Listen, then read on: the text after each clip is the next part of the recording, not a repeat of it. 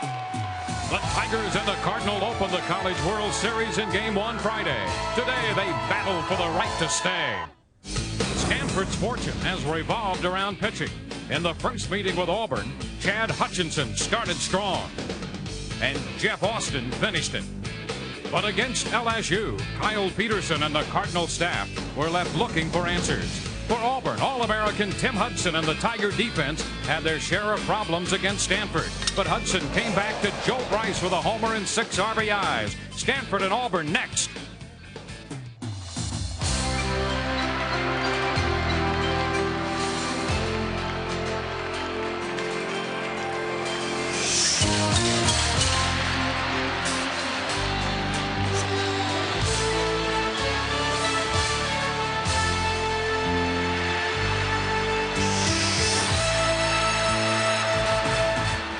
The 51st College World Series continues in Omaha, Nebraska, with the Stanford Cardinal beating the Auburn Tigers. A check of our brackets here in Omaha. Stanford and Auburn battling for the right to meet LSU tomorrow. Later tonight on ESPN2, Alabama and Mississippi State will fight for the right to meet Miami on Thursday afternoon. Hi again, everyone, and welcome to Rosenblatt Stadium with Joe McGrain, Dwayne Stats. Great to have you with us. Auburn's most valuable player and the SEC Player of the Year, Tim Hudson, struggled in the first meeting of the year between these two teams, but recovered nicely against Rice, Joe, both on the mound and at the plate. Dwayne, he's coming off a breakout offensive game and obviously a masterful pitching performance. The Auburn Tigers are at their best when Tim Hudson plays well, and he's playing center field where he hits much better than when he pitches. Should be exciting. Well, the Cardinal come in with perhaps their best offensive year ever. But here in Omaha, the Cardinal has struggled. And for the reason on that, Larry Conley's standing by. Yeah, I'm standing with Mark Marquise, who is the coach at Stanford. And Mark, obviously, Joe Kilberg and Josh Hokasang have really struggled. They're 1 for 15 in this College World Series. Do you expect a turnaround here today? Yeah, I think they will. Actually, I think they've been swinging the bat pretty well. Just been a little anxious, which happens here. But if we're going to continue to go on after today, they'll have to pick it up. But I think they will. I think they're swinging the bat. We had a good practice yesterday, so hopefully they'll get back on the beam here. Okay, Mark's got a left-hander going against an all right-handed hitting club. How about that, Dwayne? Well, we'll see how they fare. This is a pretty good right-handed hitting Auburn club. It's a rematch of Game 1. Auburn and Stanford meeting for only the 4th time ever. All of them here at the College World Series.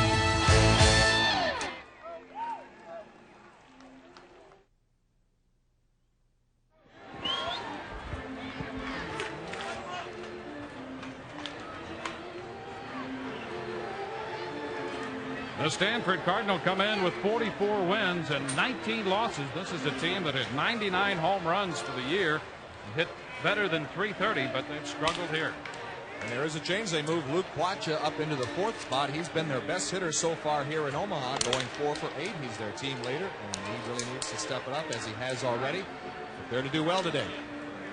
The starting lineup brought to you by EA Sports, and it will face right-hander Brent Schoening, a freshman out of Columbus, Georgia, who's won 5 and lost 3 in 15 appearances, 13 of those starting assignments.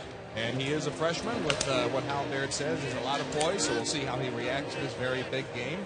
He has a new changeup, which he says is very effective against left-handers, a good cut fastball, which he'll try to ride in on them as well, and a good fastball around 88 to 90 miles an hour. And the defensive arrangement behind Schoening, this was a shaky defense in Game 1, recovered well against Rice in that victory. We'll see how they fare this afternoon. Tim Hudson is back there in center field after pitching in that game against Rice. Traditionally, he has carried a better bat when playing in center field. That was not the case in Game 1 against Stanford when he was pretty well overmatched inside, and we'll watch that this afternoon. Stanford still looking for its first home run in the College World Series, hitting just .246. This has been a problem on the Stanford Cardinal to try to get it going offensively. They'll have Joe Kilberg to lead it off.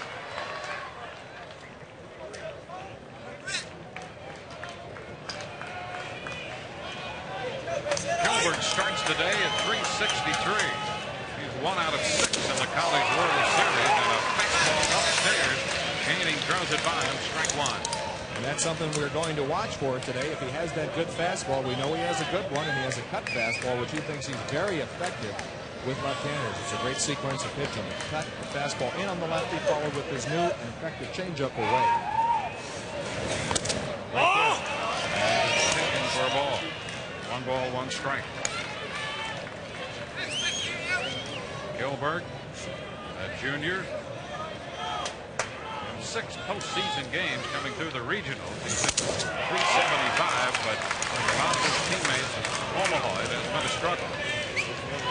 2 balls and a strike again. Slightly overcast day in Omaha. The temperature is 73 degrees. Channing misses again. 3 balls and a strike again. There's a look at Rosenblatt Stadium. 332 down the lines and left and right. 408 to straightaway center. And a base on ball. Gilbert draws the walk. And that's more of a illustration of nerves than it is anything else. Obviously, we said that Shane is a freshman. I would think even a junior or a senior would still be a little bit nervous as he draws this start. And we'll see how he adjusts with the next couple of hitters if he gets his release point back. It's a breakout on the Stanford order so far. On the top side, the 1 through 5 hitters down at 171. So what production they've received has come from the bottom of the order. Here's Edmund Muth. Muth, a little off stride. And there we get a look at that good changeup that Hal Baird said he has just picked up. Oftentimes, freshmen coming into college baseball are very crude fundamentally. Hal Baird really likes that new changeup that Shaney has developed. It can be very, very effective against these left-handed Stanford hitters. He's up with this pitch, and the count goes to 1-1. We're just underway. Stanford against Auburn.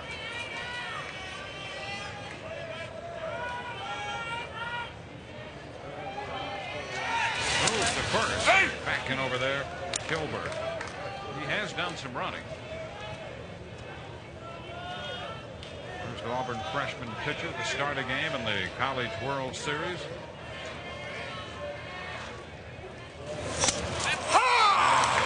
Running the count to 1-2.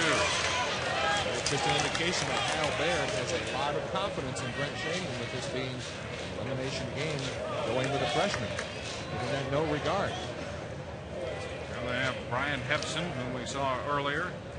Jim Hudson. They pitched ahead of Shaney in the rotation this year. There's a chop. Shaney has to wait for it to come down. And the throw to first gets away from Hirsch. Hirsch will track it down, and Gilbert will go to third, and to second is Muth. Shaney had to wait for that chopper to come down. Still had time, and a good throw would have made the play at first. A little high, and it got away from Kirsch. Oftentimes when you get comebackers back to you, the first thing you want to do is step and throw and take your time and know that you have plenty of time. However, he's just a little bit hurried here with the chopper being out in front of the plate. And it looks to be a good throw. I don't know if the first baseman was distracted by the sliding Edwin Muth. It looks to be a decent throw. Well, and again, Muth sliding in the first because he is expecting having to make a tag play. Fundamentally very sound there. And the charge to the pitcher, Shaney. Here's Josh Hokasang taking a pitch in there for a strike. But it was this kind of play that spelled the downfall for Auburn in the first meeting here in Omaha between these two teams. And right away, Shaney is in trouble with 2 men in scoring position. And right away, Dwayne, Josh Hokasang is in a position where he can drive in some runs here. He has struggled so far in the College World Series. And he came in with a 15-game hitting streak. And a great regional, but is 0 for 9 in the College World Series. Well, with his average, with him being 0 for 9, the odds are he's going to get a hit this at bat. He's up. A ball and 2 strikes. I know how you like to play odds, Dwayne.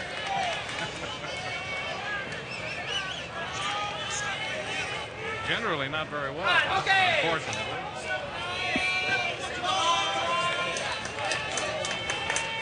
The 1-2 pitch.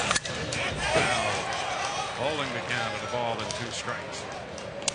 Hokusang, like Tim Hudson, has been late and overmatched on the inner half of the plate so far in this College World Series. Obviously, Hudson coming off a breakout game in his last matchup. You wouldn't think with the scouting reports that they would know that much about these hitters, but they pitched them both very, very well.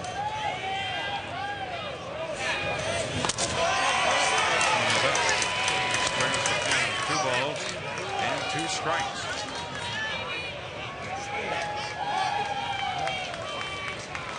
Saying 0 for 5 against Auburn on Friday. 2 men in scoring position in the first with nobody out. A walk and an error. And there's a ground ball headed to short. Will score the run as Kelly comes up with the ball. Gilbert crosses the plate. Hokusang will get a run batted in. His 71st of the year with Muth remaining on second. And the Cardinal have a run. A good job by Hokusang, battling and still able to drive in that run. We said that he's been overmatched inside, and once again he is very slow to the ball there as he gets trademarked. But it was good enough to drive in the run. Sometimes when you get guys on second and third, all you really have to do is hit 2 balls to the second baseman and get your 2 runs. Hokusang hitting it to the left side, but it was still effective. Luke Quacha has been moved up in the order. He's in that 6th and 7th spot. He's moved up to cleanup position for this one against Auburn. Fouls it out of play. Strike 1. Obviously, Dwayne, he is their hottest hitter so far, going 4 for 8 in the College World Series. And Mark Marcus mentioned the fact that he is their team leader. Team leaders usually step up big when they have to. Luke Quacha has certainly done that. 3 of those 4 hits in this College World Series came against Auburn when he went 3 for 4 and scored a couple runs in the opener Friday. Sends this one into left center field. Hudson on the run, still on the run. The track runs into the wall, and that ball is gone. Quacha felt a shot the other way into left center field. Hudson had a full head of steam and barreled into the wall as that ball disappeared. The 9th home run for Quacha, and it's 3-0 Stanford. And we spoke about Luke Quacha being Stanford's hottest hitter, and this is certainly what they were expecting, the way he has been swinging the bat so far. Look, and he just waits on it, down and away pitch, waits on it and drives at Hudson, thinking he's got a chance. This ball keeps carrying, and he just runs right out of real estate there. Look, and he thinks he's going to catch this ball. The ball just kept going and going. Bam! John Gall drives one the other way to right. Sullivan is there, and he'll make the catch for the out. The designated hitter Gall jumped on the first pitch.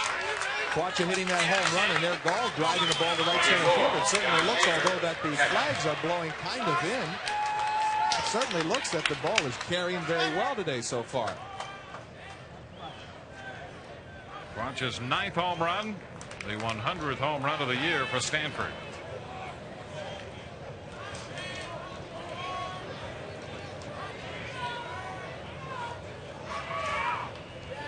Here's John Schaefer.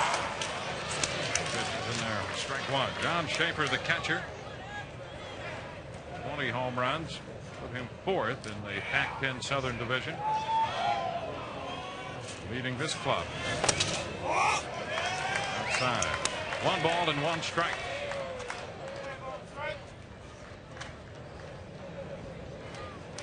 Schaefer 1 for 6 in the College World Series. With 3 runs batted in. He had 1 against Auburn. Now it was 2 balls and a strike.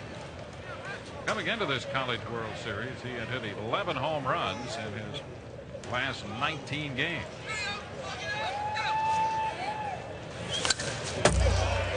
This one back. We spoke with Mark Marcus, and he said that Schaefer is their hottest hitter. However, he hasn't been quite that way compared to Quacha so far. So 2 guys right in the heart of the lineup who are hitting very well. I've already spotted them to a 3-0 lead. As well as Stanford plays defense, this could be a very good sign for them. Here's the 2-2. fastball. Schaefer swings through it. A strikeout by Chaney. Stanford taking advantage of a walk and an error, and then the long ball by Fletcher. It's a 3-run inning, and we'll go into the bottom of the first. Stanford staked to this 3-0 lead. So the Auburn Tigers will come in to bat. We'll take a look at the Auburn Tigers starting lineup. They come in hitting .343 as a team, so they have some pop as well in this lineup. And Adam Sullivan at the top of the lineup is their go-to guy. He's scrappy, finds a way to get it done. He's got a high on-base percentage. With Auburn needing to score some runs here quickly, they're going to rely on Adam Sullivan. And it's interesting, Brent Ford, the left-hander, sophomore, will get the start against this predominantly right-handed hitting lineup. Ford 9-4, making his 13th start, his 18th overall appearance. I had a chance to speak with Mark Marquis before the game regarding Brent Horde, because it is an all right-handed hitting lineup. And oftentimes left-handers are more effective against right-handed hitters than they are left-handed hitters, especially with a good changeup and a sink down and away, going away from the right-handed hitters. That's what makes them effective at times. But the key to Horde is going to be his fastball, his command of his fastball, because he has a very good moving fastball. And today, this is the best that they have. A defensive setup behind them, and generally the Cardinal defense has been very good. And that can be a key at this stage in the College World Series. Pecci and Hokensang have been playing very well defensively, and with a left-handed pitcher on the mound, they definitely need that good left side defense, along with the great leader at first base in Luke Quacha, coming off a home run that just kept sailing. Just didn't look like it wanted to come down. And they rate Quacha as a very good defensive first baseman to go along with the rest of his infield. Very prototypical Stanford team, playing very good defense. Here's Adam Sullivan. Sullivan called the igniter on this team by their head coach Hal Baird. The Tigers come in 3 runs down. And the first pitch from Horde is in there for a strike. Already see it, 90 miles an hour, that good fastball from Horde, and that is going to be a big key for him. Located it very well right on that pitch.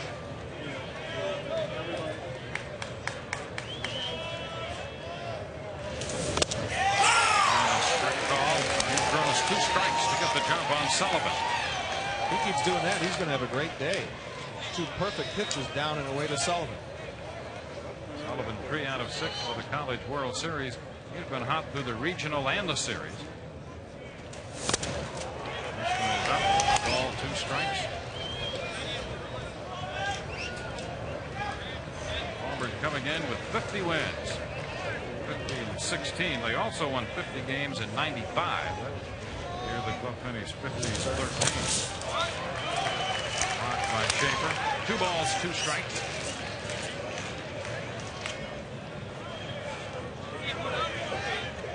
See how this works out for the left-hander Brent Horde as this game progresses. One of the ways you can at least adjust to the left-hander is to take the ball the other way, and that's something that Hal Baird has stressed with his team anyway. This team has a lot of power, and it's easy when you do hit a lot of home runs as a ball club to get happy and try to jerk the ball down the lines. However, you have to be very patient and disciplined as a right-handed hitter when facing a left-hander. That's right, Dwayne. 2-2. Shot foul up the right side.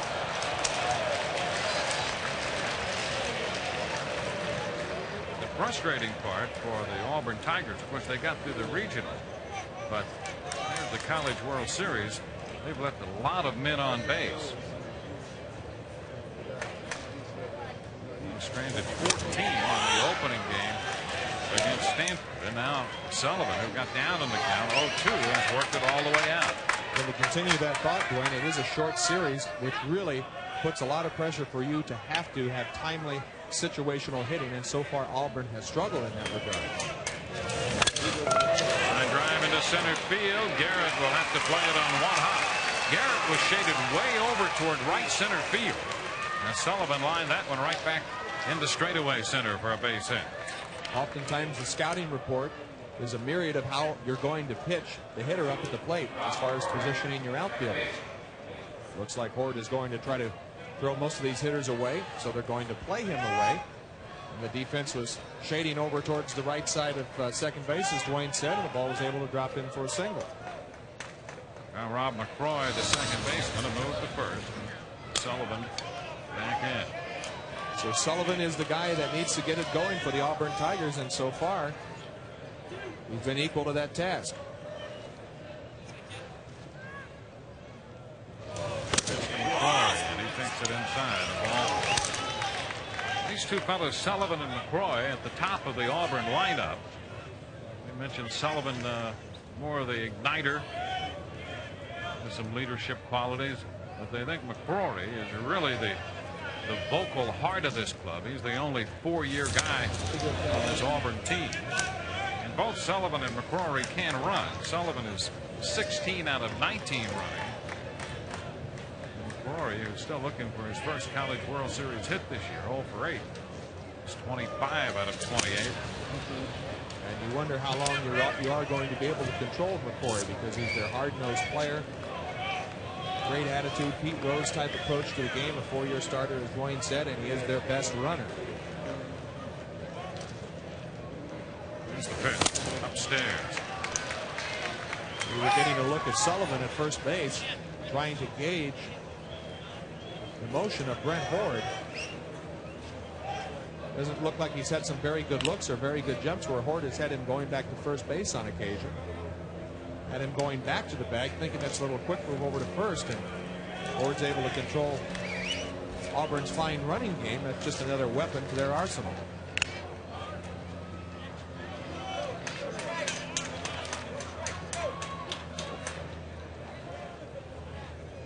Two nothing the count. He misses again. So giving up this base hit to Sullivan and then going into the stretch, Horde has not been able to throw a strike.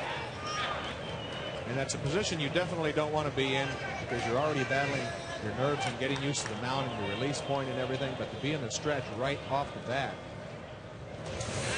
Back on the corner. it makes it difficult sometimes.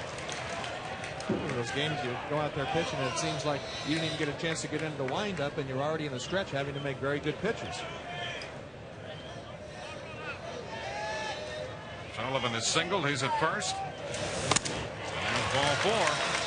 A base hit and a walk, and the Auburn Tigers down 3-0 in the bottom of the first already have a threat. And in that sequence of pitching, both Horde trying to watch Sullivan closely and doing what we call from a mechanic standpoint is just kind of running underneath the ball. This is when oftentimes you try to be quicker to home plate out of the stretch, so your body goes quicker and you end up collapsing on the backside and getting underneath the ball, and that's why the ball is sailing up and away on. Let's see if he makes that adjustment and gets that good down angle throwing towards the plate. Here's Jamie Kirsch. And another visit to the mound as Schaefer heads out there. Tom Dunton's on his way to the mound. Jeff Austin is up in the bullpen already, with Ford struggling here in the first inning, giving up the base hit and then the base on balls. The feeling was, from the Stanford perspective, that Hutchinson had not pitched on 3 days rest. They didn't want to force the issue with him. He would be available, however, on a limited basis, and so would Austin. And Austin is up already. So as the Stanford contingent talks it over on the mound, let's check in with Larry. You know, Dwayne, I was out at batting practice here beforehand and talking to Hal Barrett at Auburn, and I was asking him how the balls were flying out of here. He said, you know, today's kind of different than the other 2 days we played. He said, it seems like the balls are getting out of here in a hurry. So, Joe, I'm just kind of curious. You find some parks where the balls fly out much easier than others? Absolutely, and there's a ballpark in Colorado which is giving a lot of major league pitchers fits. Jamie Kirsch, and he swings through that one. Well, there's no question that the home run production is down. Scoring is down here this year compared to years past. You know, the last 2 years, when 48 home runs were hit in '95 and 35 last year. So far, this College World Series home run pace well below those figures. Kirsch lifts it into right field toward the line. Youth running, skips the move down into bullpen. Good effort by Edmund Youth on the ball hit by Kirsch. And again, showing great fundamentals as he is nearing the wall, trying to make the catch by going into a little figure 4 slide. Now he has to extricate himself from the bench. Nice effort.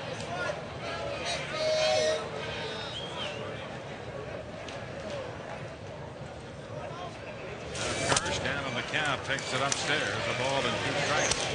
We'll be watching Horde as he's in the stretch because he has kind of a hunched over set move. And oftentimes when you are already preset with that back leg kind of cracked and sitting down in it, the tendency is to want to go lower than that. He has to use the leverage of the mound to his advantage. Sometimes he's sinking underneath it, as we spoke about before. Blocked there by Schaefer. So the count goes to 2-2, Joe.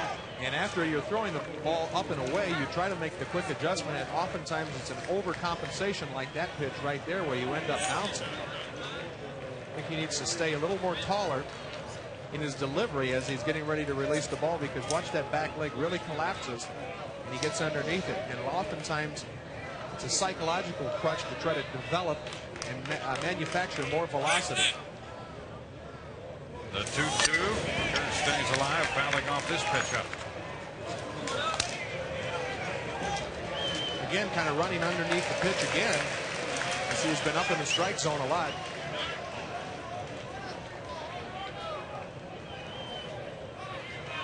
See, that was a pretty decent delivery there. The ball just kind of righted up and away on him, but he has been throwing high in the strike zone, and one of the reasons I do think is because he is collapsing his back leg. The 2-2 as Kirsch skies this one toward the stands, and again, it's going to be out of play. Kirsch, you can see, just 1 for 9 in the College World Series. That hit a home run.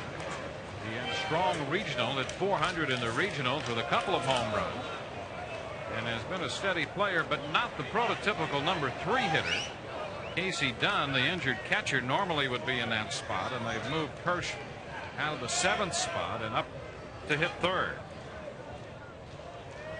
He's battling Horde. With the flip back to second. Rolling on the button by Kirsch. Schrager grabbed it and doubles off Sullivan. So a hot shot, but Stanford turns it into 2. Stanford has always been a great defensive ball club, and Horde goes from one pitch from being a serious jam to a hard hit ball to the second baseman Tony Schrager with 2 outs. I was kind of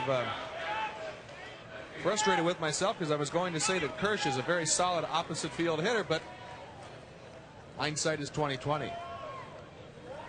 So that relieves the situation a bit for Stanford.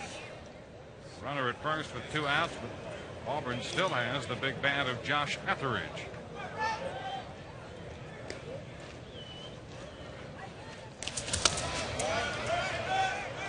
McCrory, the runner at first, and he has the better speed of the 2 of McCrory and Sullivan. McCrory can really fly. And Etheridge, you can see, is a big bopper, leading the SEC with 20 home runs. He could put one in the seats as well as the ball is carrying today. He could get Auburn right back in it as they are looking at a 3-0 deficit so far. Here's the pitch. And it's outside. There's Jim Garman. Etheridge on the heels of the Frank Thomas Auburn home run record.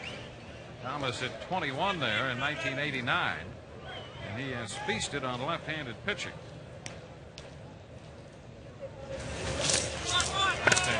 And that's a great point there, Dwayne, because Horde, as we mentioned earlier, going up against an all right-handed hitting lineup, you would think if there is a guy in that Auburn lineup that could exploit the left-handed pitching of Brent Horde, it is Josh Etheridge. He's up in the count. 2 balls, no strikes. He's off this pitch upstairs. 3-0. You're a good linguist, Dwayne. I want you to say Josh Etheridge 10 times real fast. We'll have to formulate our all-name team coming out of the College World Series. There has been a couple so far. There's ball 4. Second walk of the inning. On this double play. Liner off the bat of Kirsch. Very big for Stanford. Kirsch with 2 walks in the inning so far already, and like I said, pitching out of the stretch off the get-go. Has not yet made the adjustments. Running underneath the ball and collapsing his backside.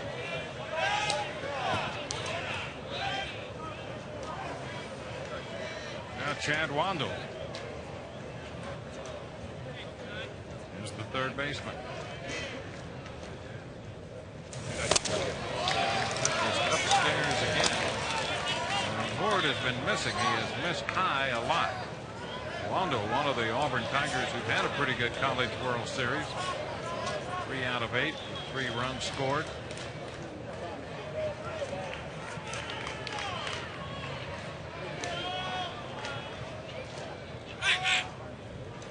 One-nothing pitch. Wandel fouls it back.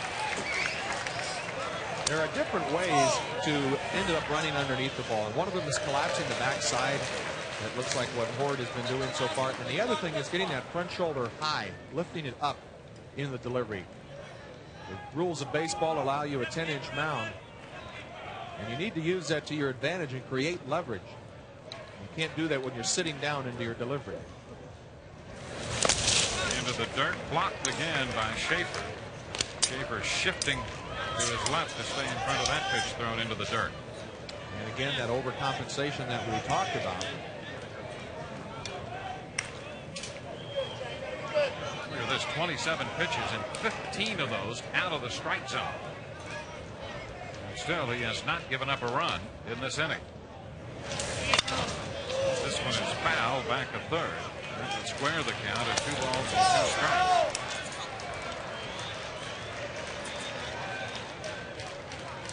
This is exactly what Mark Marcus did not want as his team got out of the gate very fast with a 3-0 lead.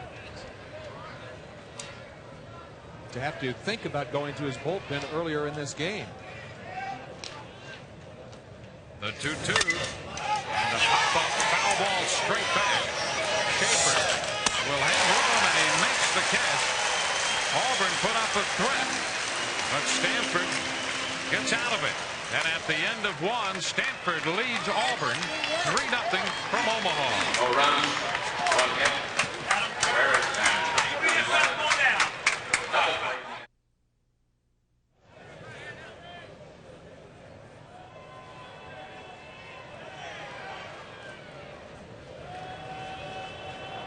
Nothing lead as we go to the top of the second. Coming up, game 2 of the Stanley Cup Finals tonight on ESPN. The Flyers already making some adjustments. Ron Hextall is out of there at goal and Garth Snow in there.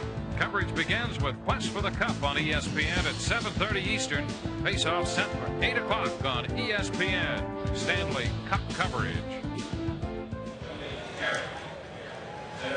Jody Garrett leads off the second inning for the Stanford Cardinals. Bottom 3 in the order against Brett Cheney. And the first pitch is in there for a strike. Stanford picking up just 1 hit in that first inning, but a 2-run home run by Luke Quacha. The big blow off Cheney. 1 ball and 1 strike.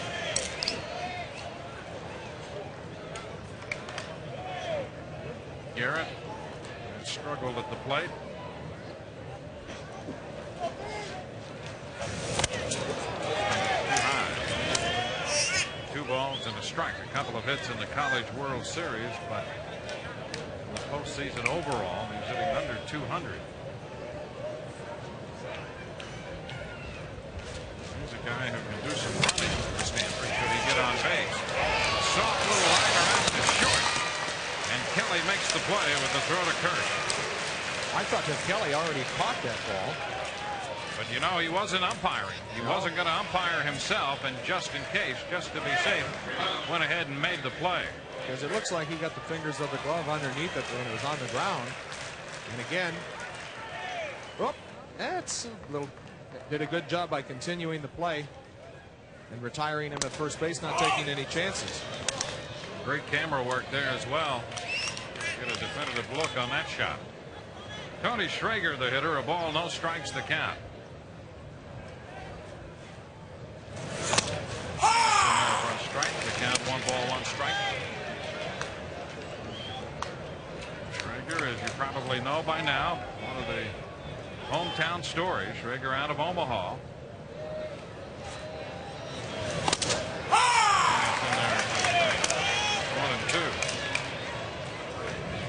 Sure, he's enjoyed the home cooking so far, probably staying at home, as is Kyle Peterson, who I bet can't wait to get back out there again.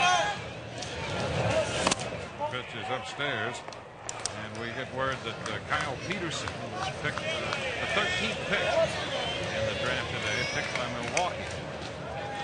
Maybe he's doesn't look too excited about that right there. Concentrating on the task at hand, I'm sure. Here's Hudson. Under it. Back. Takes care of Schrager. 2 gone. So far in the first round, players from the College World Series as anticipated. Matt Anderson out of Bryce goes to Detroit. Troy Glass picked by Anaheim, and then Peterson by Milwaukee. Brandon Larson went to Cincinnati, and Lance Berkman to Houston. Eric DeBose out of Mississippi State selected by Oakland. And we saw that guy from LSU, Brandon Larson, who's been having a very good College World Series. 2 home runs in his last game. Penchie takes a strike. He's a good-looking young hitter, selected by Cincinnati.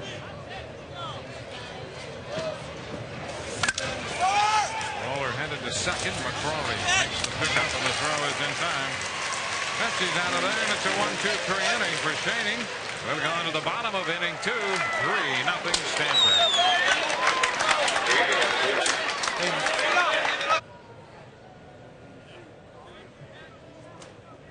Stanford holding a 3-0 lead over Auburn as our game moves into the Auburn half of the second inning. Brent Horde got out of a jam in the first to preserve this 3-run lead. And we were speaking about Brent Horde as he was running underneath the pitch a little bit. These are the angles that the mound decreases in, and you want to use the leverage of the mound. Now you see his shoulder, he sits down. Let's freeze it right there. That is where he's kind of sits down into it, and you can see this shoulder kind of comes up, and it makes it more difficult for you to have to get over the top of it. You have to work all that harder, and it gives you the feeling like you're throwing uphill. Use the descent of the mound to your advantage. Well, they gave up the base hit to Sullivan and the walk to McCrory. They got the line drive double play out of Kirsch, a big help. Etheridge walked, and then Wando fouled out to end it. So here's Tim Hudson. Hudson leading off, the SEC Player of the Year. And the pitch is a ball. We've seen Hudson have that breakout game in his last game, a home run and a key RBI double, driving in 6 guys. One thing that is kind of curious to me, Dwayne, is if he is their best hitter, why is he hitting in the 6 hole? That's usually reserved for the 3 spot or the 4th spot. And there was one lineup that had him as low as 7. The count goes to 2-1. And that tells me that Hal Baird feels very confident of the depth of his Auburn Tigers offensive lineup. Pops it up. That's a foul ball. And over in front of the Auburn dugout, that's Schaefer who stayed with that ball. That was a big league foul ball. Took a long time for that one to come down. And they said that Horde pitches very well against right-handed hitters with that good changeup, and this is how he has to exploit it. Gets a good changeup in there. Oftentimes, it's the speed that is deceptive, not so much the location, as he gets Hudson way out in front of that pitch. The Horde got Wandel on a foul ball, grabbed by Schaefer to end the first. Hudson opens the bottom of the second inning the same way. And here's Derek Reef. Let's see how Bounces back after getting domed twice in his last game. Yeah, Reef, a 344 hitter, hitting that helmet twice, and the second time more in the back of the helmet. Actually got some flesh on that one. That's the one that really bothered him more than the first one. When you look at his grip, it's almost like a golf club grip with a overlapping of his bottom index finger. It's a very loose grip, which allows you to be very quick with that light batted aluminum. You see that little overlap there? Something you would see more so if you're putting. Maybe that's what he's trying to do, is to just put it in play. Well, it's worked out well. He had a 22-game hitting string during the year. Better than 400 for that string. Stays alive. Got a piece of that, more or less guarding the plate there. Yeah, he just looks like he's just trying to serve it out there and stay alive. And certainly goes to see why he has a grip such as that. He's just trying to pop it, play pepper with the pitcher.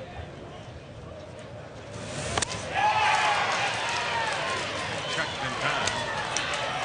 They run the count to 2-2. Closer look at that grip utilized by Derek Reef. See that he's got that overlap grip that's normally reserved for putting in golf. Very loose grip. Oftentimes you feel that you become very slow as a hitter when you grip the bat really hard, like grinding sawdust or whatever. So he's trying to be very quick and reacting, almost like a pepper type hitting approach, just trying to pop it. Do you grind aluminum shavings out of the bat handle here? Well, as strong as some of these guys are, you'd certainly think that they may be able to do that. Full count now to Derek Reef. 1 out, bases empty.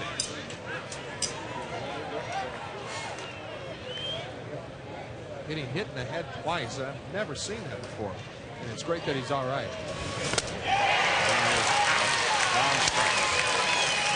Reef, the first strikeout posted by Brent Horde, and the second out in the second inning. Again, Horde with that good changeup that he got Hudson on. Nice pitch. Oftentimes it's a circle change and he just window shades it down. We'll get another look at that later. He has his index finger off the ball, which is one of his power fingers, and that's where the velocity comes from. Takes enough off of it to get him out in front. And Ross takes the first pitch down, ball 1. And I think that's an interesting sign, maybe a positive sign for Stanford. Here you have Reef, a fellow who, as you described, more or less wants to serve the ball then swing and a miss. And if he can't stay back and hit the ball the other way against Horde's off-speed pitch, that might be a problem for Auburn. That's a great point, especially if he can't stay back. It's going to be doubly difficult for those big swinging power hitters. Horde answers that a little bit to Ross and has the jump on him, a ball, 2 strikes. And this is a great combination, especially if you're Horde, who has a good fastball approaching and over 90 miles an hour at times, coupled with a changeup. Great sequence. He strikes out the Auburn catcher. A couple of strikeouts in the inning, and 2 impressive hitters for Horde, for Reef and Ross to win the inning. We're headed to the third, 3-0 Stanford.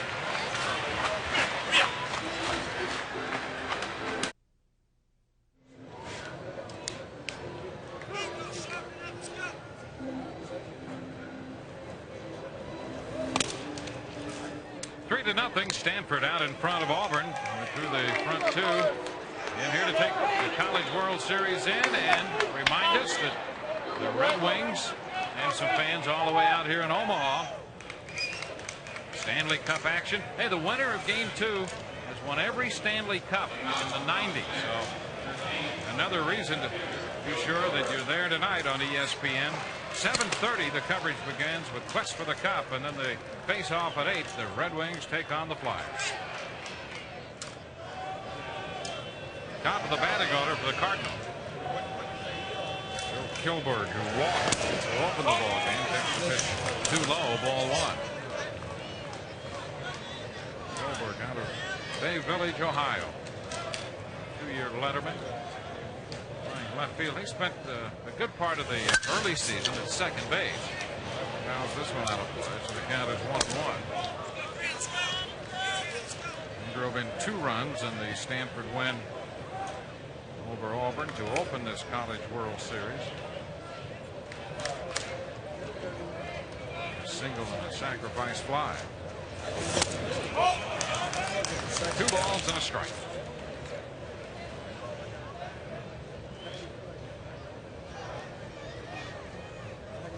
Gilbert up there, Muth next, and then Hokasang against Brent Shaney.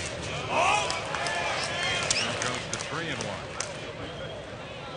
Hal Baird's feeling on Shaney, the freshman out of Columbus, Georgia. Give him the start today. Brian Henson not fully recovered from his start. Hal Baird push the issue with his ball 4. Shaney, after winning his first 5 decisions, the last 6 starts, 0-2 with a 7.34. We spoke about earlier in this tournament how Auburn has, if they are to be in the losers bracket, they have a good advantage as any team in this tournament because of their pitching depth. Hal Baird not waiting as there is already activity in the bullpen. Patrick Dunham, the junior, headed down there and just starting to throw. So he is available along with probably Norse, the top 2, but really in an elimination game, everybody's going to be available in that bullpen. They have Kevin Norse, who's another right-hander, a freshman, ready to go in that bullpen, but these 2 teams facing elimination, and so it's anybody who's on that bench would be available. And Dunham, like almost every person on that Auburn Tiger pitching staff, a great arm, low 90s fastball. Hal Baird certainly has some nice luxury with his pitching depth. Has a collection of as good arms as anybody in college baseball. Here's Edmund Muth. After the first pitch and skies it into center. Ball carries on Hudson, but he's got a lot of room out there and makes the catch. So Muth, who had reached on the error his first time, is the first out in the 3rd.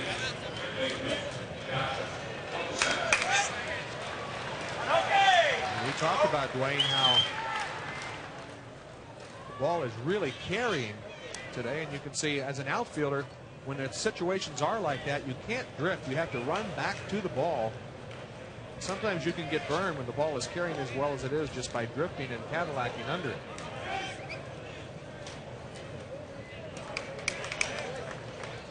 Now Josh Hokasang steps in, still looking for his first hit, although he drove in a run. There goes the runner.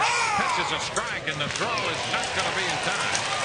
Gilbert got a good jump and picked up his 12th stolen base of the year. Shaney coming back after retiring Muth. Gilbert gets an outstanding jump, and again, oftentimes mostly stolen on the pitcher. The release is good. Throw is on the other side of the bag, but they certainly weren't going to retire Gilbert as he was already sliding, popping out of his slide in second base. That's a ball. Now goes to 1-1. How much longer will the pitchers be able to keep Josh Hokasang down? He still looks for his first hit. Stop Kelly trying to keep the runner close to second. Hokasang kind of feeling for that pitch. He really is just kind of, just as you said, feeling for it. He's been late. A lot of fastballs getting the ball blown by him. And he's just got to turn up the dial and start a little sooner. Get the barrel of the bat out there a little further towards home plate. Getting overmatched, and David Ross and Brent Shaney doing a good job exploiting the fact that his bat has been slow so far in this College World Series. They pitched it very well. They jammed him the last time up. They're still able to drive in a run.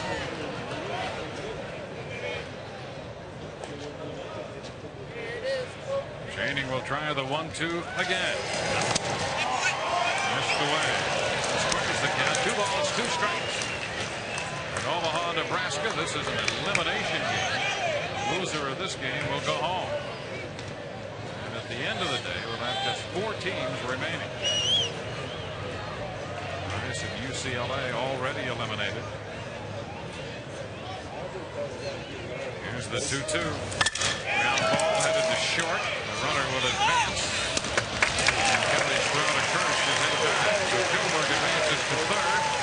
He'll be over there with 2 outs.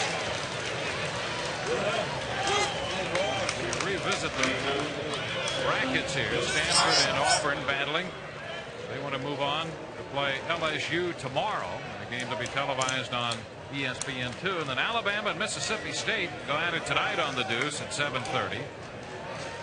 Miami awaiting the winner of that game on Thursday afternoon. Here's Luke Quacha. Quacha unloaded his 9th home run of the year in the first inning. Hit it the other way. And he was going to bunt that ball. It was more kind of a safety squeeze, I think, than anything with 2 outs. And he is hit by the pitch. I'm wondering, Dwayne, why after hitting a bomb in the first inning, why he wants to turn around and square to bunt. That's just thinking too much. And obviously this pitch is not all that far inside, and he squared his entire body here. Looks like he is trying to bunt for a base hit. Maybe that would create a home run. They wouldn't be ready to defense a bunt. I'm of the mind that if he already hit that home run, why not try and hit another one? Well, the way he's been swinging the bat, he's been one guy in this Stanford lineup who has swung the bat well. I think he's doing him a favor if he's trying to bunt there. Now, Wandel was a far piece back at third. Take a look there. Quacha trying to take advantage of that. He's almost in another area throw back there. Any way to pick up an extra run, as Quacha thought if he could get it down there. Get Gilbert home from third and keep the inning going. But he's hit by a pitch, and it brings up the designated hitter, John Gall. Fouls this one back, strike 1. Gall has had some very good swings so far today, obviously flying out to the right fielder on a ball that just did not want to come down. Certainly has not been a problem with him getting that bat started, getting that barrel out. Yeah, probably Quacha and Gall have swung the bat as well as any 2 hitters in this lineup. There, that time Gilbert bluffed to start down the line from third, just trying to distract Shaney. You never know. Shaney, a freshman out there. Perhaps he can distract him enough to balk the run home or even uncork a wild pitch. Outside off the plate. That's something you see a lot in college baseball. It's called a balk steal, or the leather-to-leather play. As soon as Shaney brings the baseball up to his glove, Quacha first will just take off and try to get him to commit a balk. And if he doesn't, get in a rundown so the runner at third can score. The 2-1 pitch. Skied into right and over just inside the line. It's Adam Sullivan to make the grab to retire the side. No runs, a couple men left, and we're headed into the Tiger half the third. 3-0 Tiger.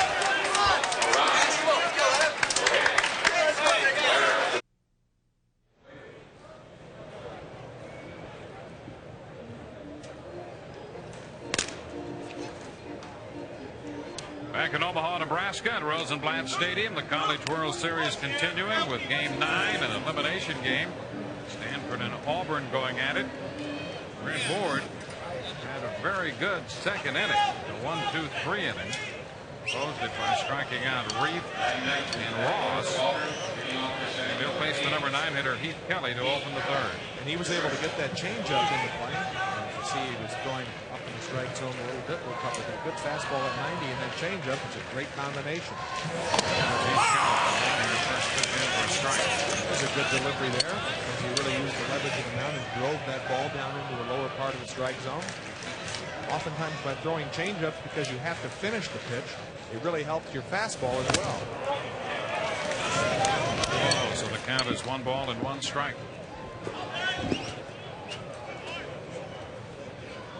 Well, the formula is pretty simple, isn't it, Joe? You throw strikes and you change speeds. A little fastball and a good changeup. Good business. Ray Miller, the pitching coach of the celebrated Orioles staff of the 70s and 80s, used to hand out T-shirts that said throw strikes, work fast, and change speeds. And that's as good as it gets for me. Still the ball to 2 strikes. Kelly leading off the bottom of the third for the Auburn Tigers. Tigers had a threat going in the bottom of the first, but Horde managed to escape that without allowing a run.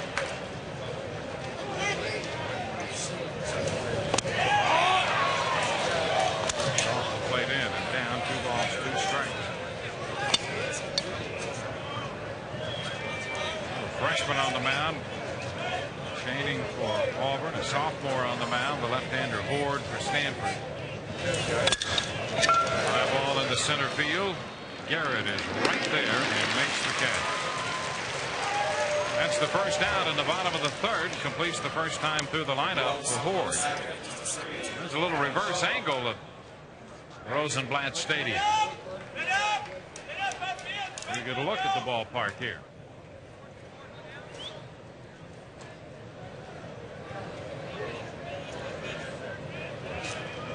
Every angle we can. Absolutely. I saw those mirrored shades and I thought we were looking at State Trooper for a second. They've shown their faces around here a lot. I noticed you were going for your wallet and producing your license. Pitch thrown into the dirt, ball 1. It's just an automatic reflex, I guess. Absolutely. Sullivan, the top of the order. Up down by 3. 2-0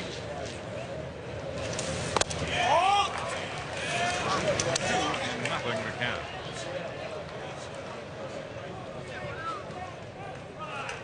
Sullivan out of Knoxville, Tennessee.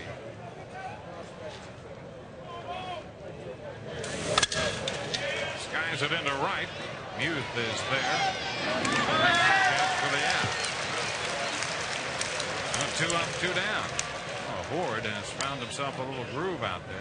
And sometimes it might be, Joe, as simple as just adjusting to the mound, getting maybe the first inning jitters out of the way and being comfortable with the mound. One thing that struck me as kind of odd in pitching here in the College World Series is the mound is not really very high. It doesn't give you that feeling. First pitch is lined down the left side, going to pull it out for a base hit. McCrory is around first and on his way to second, and he has himself a double.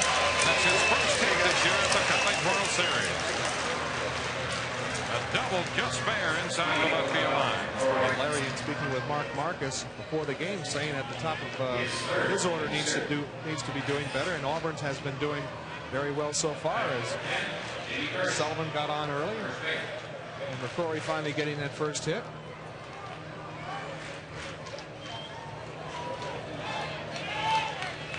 Well, the Tigers have a man in scoring position with 2 outs. Here's Jamie Kirsch.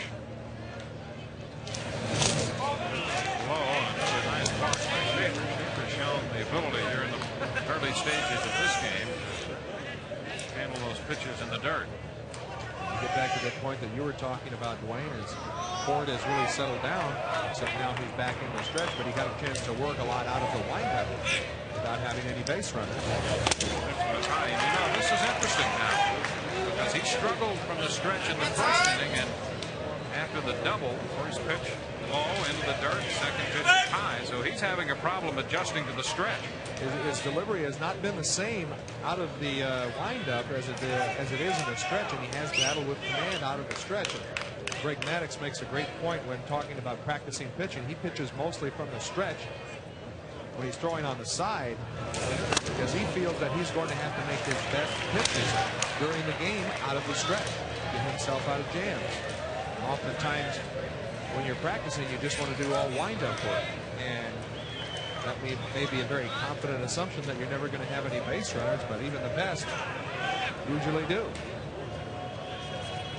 3 balls, no strikes the count. And Horde walks Kirsch on 4 straight pitches. All of that after the double. 2 men on with 2 men out, bringing up Josh Etheridge. So the Tigers continue to look for that big hit, that timely hit. They struggle with men in scoring position. Against Stanford, they were 0 for 13 with men in scoring position Friday. And that has continued today against Cardinal pitching, 0 for 2. McCrory in scoring position at second base now. Hirsch has walked, and here's Etheridge. That hit him. Just got him, and the bases are going to be loaded. Ford has definitely not been the same pitcher when he's pitching out of the stretch as opposed to the windup. There's a lot more elevation on his pitches. He's wild up and away. However, he loses that one inside to Josh Etheridge. That nicked him just barely on the shoulder. Etheridge doing a good job, not really giving a whole lot of ground, taking that one for the team. Yeah. And now we have the bases loaded. A very hot hitter in Chad Wandel up there. 14 batters have been hit by pitches in this College World Series. 6 of those have been Auburn Tigers, including Etheridge, who just got it. Now here's Wandel. Pitches a strike, picking up the outside edge. Wandel made the all-regional team as Auburn qualified to get here to the College World Series. The 0-1. Ford back pitching out of the windup, gets ahead with a strike. And his delivery just looks a whole lot better out of the windup. Oftentimes as a pitcher, what would you prefer to throw out of? And oftentimes it is the windup because there's more rhythm involved. The hands go over the head. And a foul ball straight back. And here he is out of the windup ahead of Wandel. 1 ball, 2 strikes. He has him where he can throw that great changeup. He hasn't thrown his breaking ball all that much. But if you have good command of your fastball and are able to get that changeup down in the zone, sometime that's all you need. Now the 1-2. Takes that pitch a little low, boy. Ford thought he had the strike zone and was starting to make his move toward the dugout. And there was that breaking ball that we talked about having not seen very much. And that pitch was down in his zone. There's a little bit of begging there.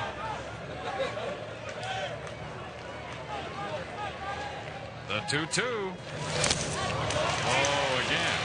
There we go. Yeah, he wanted to make it happen on 2-2 to not go 3-2, and now everybody's going to be running. And as we've said before, if Etheridge on first gets a great jump, he may be able to score on a long single. Auburn looking for a timely hit, down 3-0. Bases loaded, 2 outs. Full count on Chad Wandel. And timely hitting is exactly what Auburn needs right now. As we spoke of before, they have struggled with their situational hitting. Let's see if Wandel can capitalize. And the 3-2 on its way. The runners go, and there's ball 4.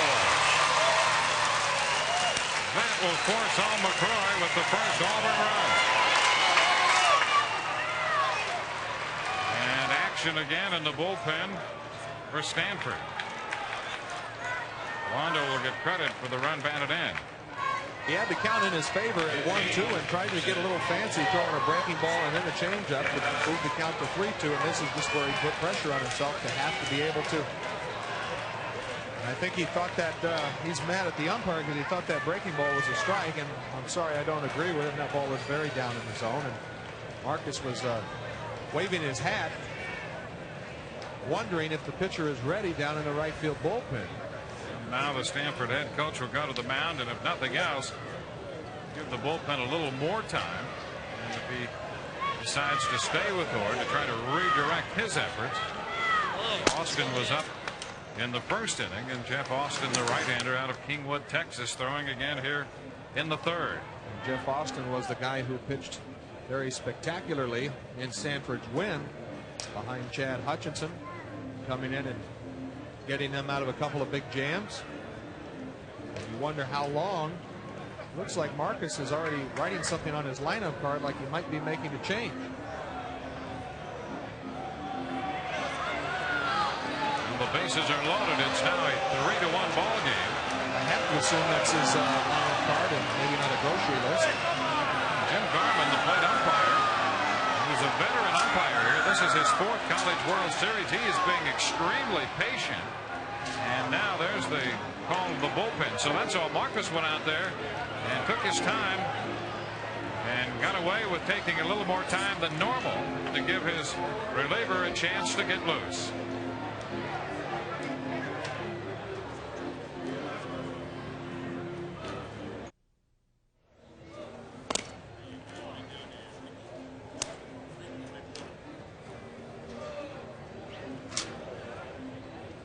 Auburn is on the board. They have the bases loaded with 2 outs in the 3rd, and Brent Horde is gone in favor of right-hander Jeff Austin. Austin pitched against Auburn on Friday, gave up just 2 hits, no runs in 4 innings, and struck out 5 in relief of Chad Hutchinson. So Austin comes in with a record of 4-2. One thing we did say about Austin is he has a great breaking ball. Certainly not in a position where he wants to use it now with the bases loaded.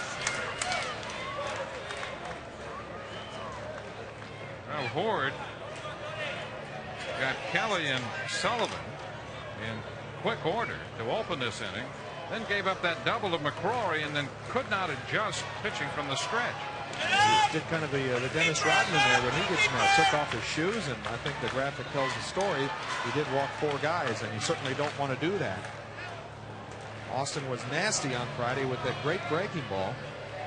And let's see if he uses it in this situation, because he is facing Auburn's best hitter in Tim Hudson. Tim Hudson stepping in. Hudson was 0 for 5 in that game on Friday here against Stanford right-hander Hutchinson and Austin. First pitch is outside, ball 1. There was nothing out of 2 against Austin. Austin popped him up, had him a little dribbler out in front of the plate. 1-0 pitch. It's low. 2 balls, no strikes. Hudson recovered, and a great game against Rice. Now is up in the count. 2 balls, no strikes, facing Austin. 4:55 with runners in scoring position. He has the count in his favor at 2-0. Will he take, or will he look for a good pitch to hit? You know he's going to get a fastball. The 2-0. He'll be ready, and fouls it. It caught part of Schaefer. And Schaefer is shaking a bit. Will try to walk it off. And that's one of the best swings that Hudson has had in this tournament, although he does have a home run. Looked like he really got the head out good on that pitch, and he was, good angles. He had a really good swing there, and like most catchers, taking a lot of foul tips. And that took. And each time it happens, it still is like the first time. Schaefer right on the point of the right shoulder. As you can see, that's the chest protector side that is a little thinner to allow ease in throwing. And Jim Garman doing the professional thing, giving him some time to get his breath back and get some of the cobwebs, because he knows what it feels like to get hit with a foul tip. It's not fun. Now the 2-1 to Hudson. 0-3. 3-1. Auburn had a chance to get back in this thing in the first, but a line drive double play prevented that. Now they have the bases loaded, 2 outs, a run home in the 3rd. And Hudson up with a count of 3 balls and a strike. Drives it down the right field line. The ball will be fouled and carries out of play. 3-1 count is definitely a great hitter's count, knowing that you're going to get a fastball, and there's 3 guys out there that he certainly wants to drive in.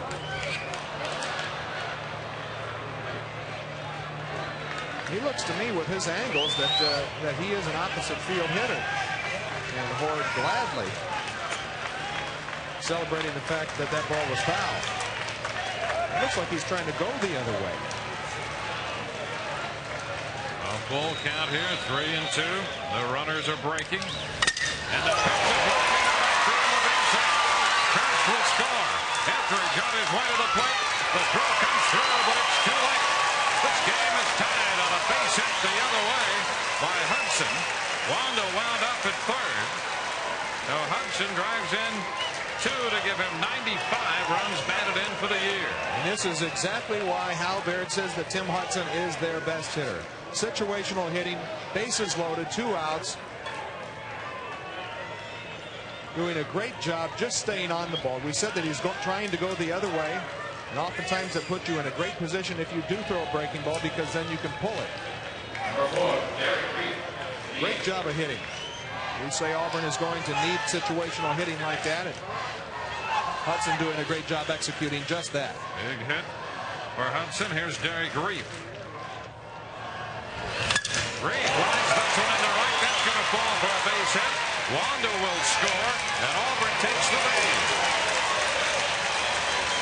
So Reef comes through with a base hit, driving in his 48th run. Hudson stopped at second base. All of this with 2 out. And hinged on the inability of Horde to pitch from the stretch. 2-out hitting certainly gives you an ability to sustain rallies, and you have to have it to win. And Derek Reef, like Tim Hudson, trying to just serve it to the right side of the field and doing that. David Ross becomes the 9th Auburn Tiger to bat in the bottom of the 3rd. Austin throws it by him, strike 1. Ross, the backup catcher, playing with the injury to Casey Dunn. And it always seems to happen. That old cliche that walks haunt, and I would consider a hit batter like a walk, a free pass. 3 of those, 2 walks and a hit batsman, 3 of those guys have scored out of the 4 runs. Ross late again. Nothing in 2 to the count. 4 runs, 4 hits. All 4 runs charged to the starter Horde.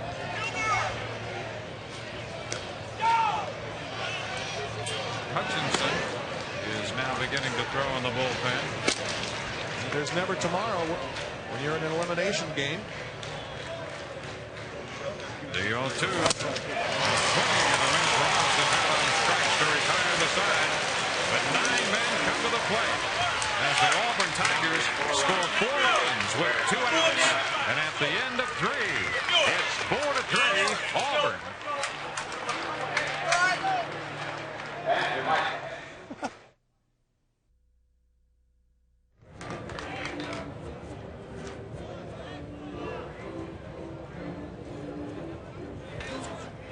Welcome back to Omaha. Tony Schrager and Brian Fearnow are Stanford teammates, but this is not the first team that they played on. They were at Westside High School here in Omaha, Nebraska, and we caught up with them earlier. They asked the 2 of them what it's like to come back home and play in the College World Series.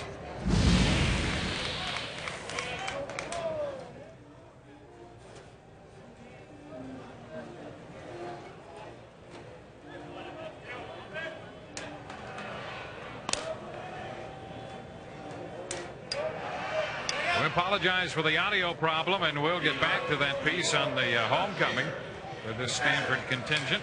Meanwhile, we'll move into the 4th inning, and John Schaefer, the catcher, will lead off against Brent Schoening, who has a whole new lease on this situation now, leading 4-3. And his first pitch is a fastball upstairs, ball 1. The loser of this game will go home. Foul ball, so the count is 1-1. And after spotting Stanford to that 3-0 lead in the 1st inning, I'm sure he feels rejuvenated. As he is 1 up on the Cardinal right now. The only hit he has given up was the home run to Luke Quacha. He's been touched for 3 runs. 2 of those earned runs, and the other run came as a result of his throwing error. Upstairs. It's 2-1.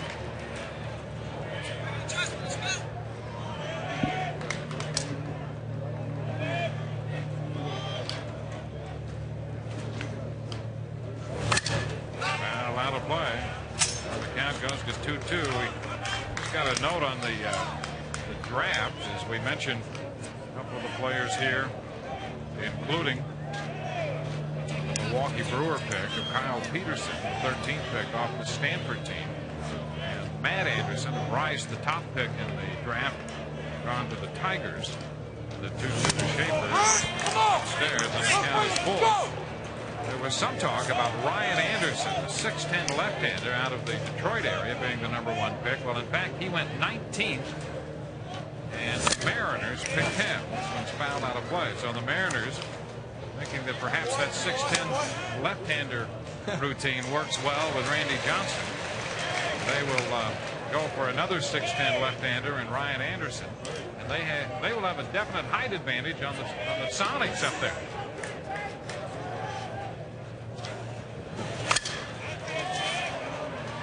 Another foul ball. This one is out of play.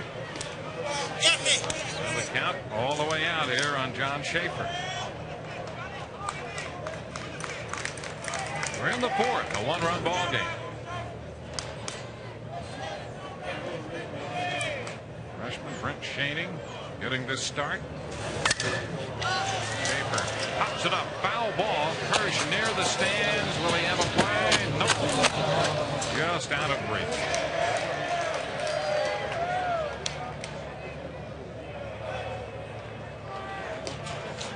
Schaefer hanging tough. Hirsch gave it a shot. However, Schoening working to count to 3-2. He needs to make sure to retire and get this leadoff guy out. Get his team, as we said, how important it is, back in the dugout to score more runs and to keep that offensive momentum. Schaefer back in, and Schoening set to try the 3-2 again. He just missed for ball 4. Let's check in with Larry Conley again. You know, Dwayne, when you watch the Stanford team growing up, you know, June comes these two around. guys Like, are out here the way they're playing right now. These two guys that are coming back to Omaha to play are so important for them and in front of their crowd. growing up, you know, June comes around and that's all you're thinking about here is going to see who's in the World Series, who's going to win the World Series that year. Now to be on the other side of the coin and actually be playing in it, it's really special. How do you describe something that's like a dream when you're in high school? It's something that's so special to the people around here that to get to eventually take part in it, it's pretty much undescribable. The feeling you get when your name's called and you get to run on and be introduced on the field, you know, it's one of the most special feelings I've ever had in my life.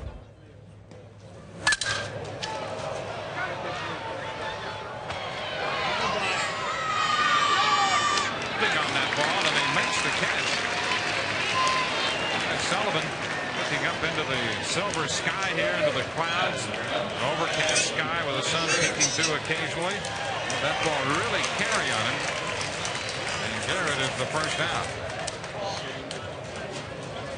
Schrager talking about how special it is playing here in Omaha, growing up as a small kid, watching these College World Series games, and probably never imagining, but certainly wishfully thinking, he'd get a chance to play here in Omaha in the College World Series.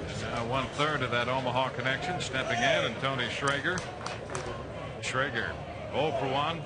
The fly ball into center field, tracked down by Hudson in the second inning. Runners going, and a line drive through the spot vacated by the second baseman McCrory. Schaefer will go to third. So with Schaefer breaking, Schrager put the bat on the ball and got it right through the open second base position spot. Just an absolute clinic hit and run as he goes the other way, hitting behind the runner. And I don't know if Schaefer actually saw this ball, just clearly missing his head. It didn't look like he had located it. And he's watching. Yeah, I guess he did see it. Great job not getting hit by that. So he's able to go to third. And right now, Stanford fixing to answer that 4 spot that Auburn put on him in the bottom half of the third. So it's first and third with 1 out. Patrick Dunham has been down in the bullpen, and Hal Baird comes out to get the freshman right-hander. It's 4-3 Auburn, and with this pitching change, we'll take a pause and return to Omaha in just a moment.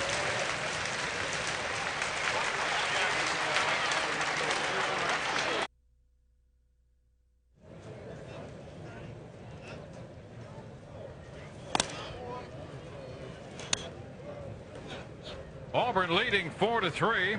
Brent Schoening has been replaced here in the 4th inning as Hal Baird goes to the bullpen and calls for Patrick Dunham.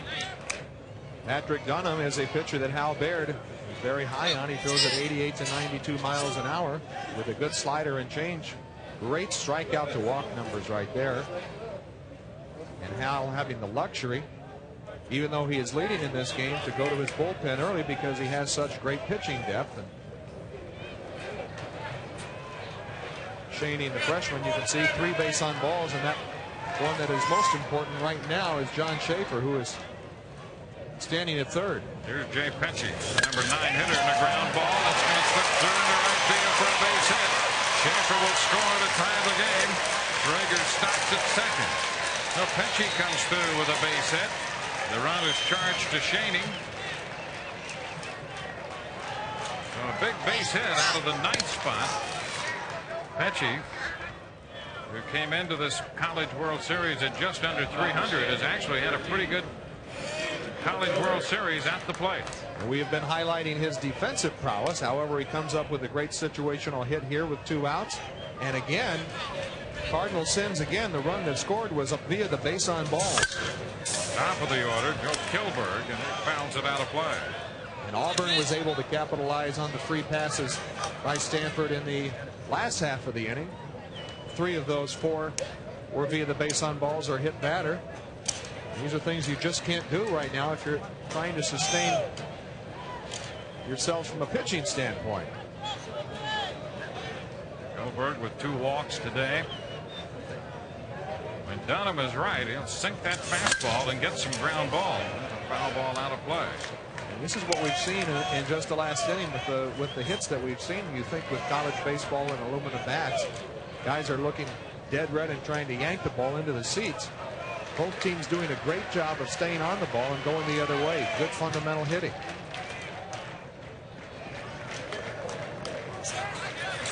Kilberg down, 0-2.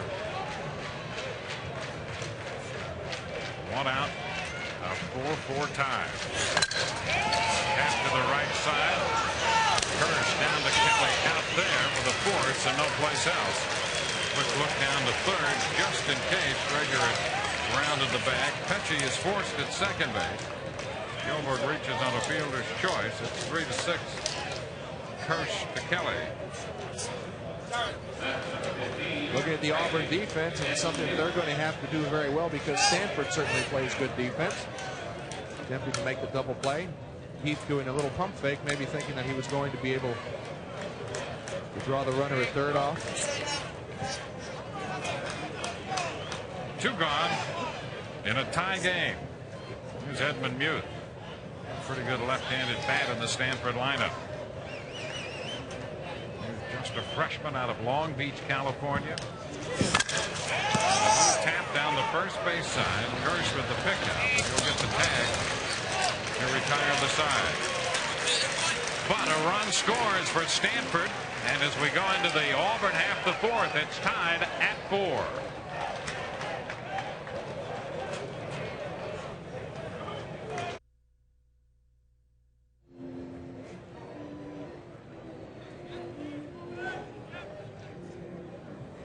Stanford and Auburn tied 4-4 as we go to the bottom of the 4th.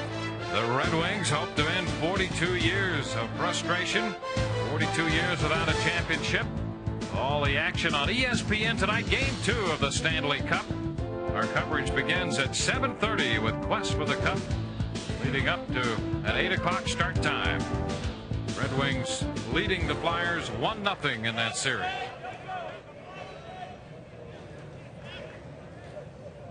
Heath Kelly, the shortstop, will lead off the bottom of the 4th for the Auburn Tigers and takes a strike. Heath Kelly is dead red, looking for the fastball. Let's see if he gets aggressive here in this situation. Kelly opened the 3rd as Auburn banded around in that inning. Take the lead, but not for long.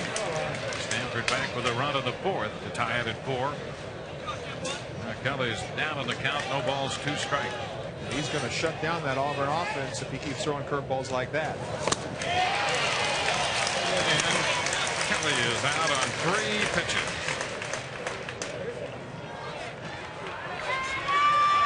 We talked about how Austin had such a great breaking ball. Look at that, the way the fingers get on top of that, and that rotation is tight. That's going to get a lot of good hitters out, especially when you have the count at 0-2 and you can expand the strike zone. 1 out. Base is empty, and here's the top of the order, Adam Sullivan. And the pitch is in there for a strike, and as we saw the other day, Austin, who started about the first third of the year, has the capability of extended outings. When he gave Stanford 4 innings against Auburn, half foul, 0-2. And it's a nice luxury that Mark Marcus has to be able to use Jeff Austin as both a bullpen guy or out of the starting rotation. Great to have that kind of flexibility in college baseball. And Austin doing a good job. Coming to you, Phil. Coming to you. What Schoening did not do in the last inning. Getting working to count to 0-2 on 2 straight batters. And he takes care of Sullivan. He can get that fastball up around 90 and then throw that good breaking ball. And he's taking care of both Kelly and Sullivan on 6 pitches. When your breaking ball has tight break, you can get away with it when it is up in the zone because the spin is so tight. He's already racked up 2 quick strikeouts. There's Rob McCrory. And too low, ball 1. McCrory has walked and doubled. The double in the 3rd inning. His first hit in the College World Series this year. And you're right, Dwayne, throwing 92 miles an hour with that great yacker. There's a ground ball scooped by Pesci at short. The throw to first is in time. A quick inning for Jeff Austin. 1, 2, 3 on 8 pitches. We're headed into the 5th and a tie game, 4-4. Play it again.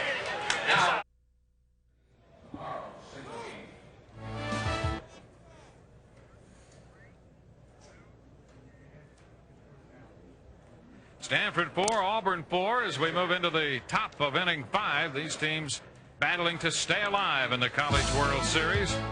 Battling for a chance to play LSU tomorrow on the Deuce at 7:30. Later tonight, Alabama, Mississippi State at 7:30 on ESPN2. And they're battling to move into Thursday's action against Miami at 3:30 on ESPN.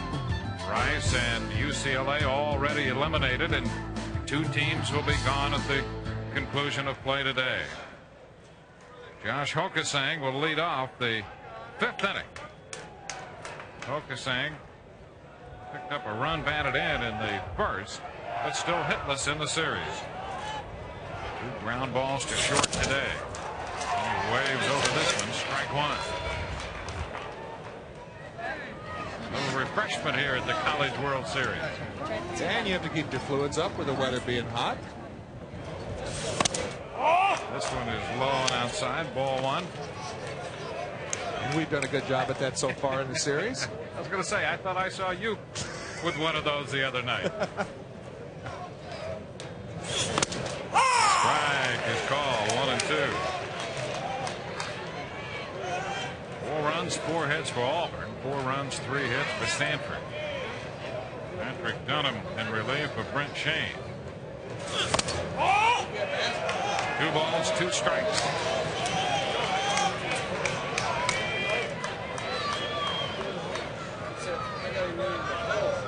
Stanford winning national championships back-to-back in '87 and '88. Ball 3, full count. Boy, if that's his slider at 87 miles an hour, that's his hardest slider as we have seen so far. And now time called by Jim Garman. That's on the line of sight out there hanging over the outfield fence. I think it's those cameramen, our cameramen out there trying to disrupt the hitters.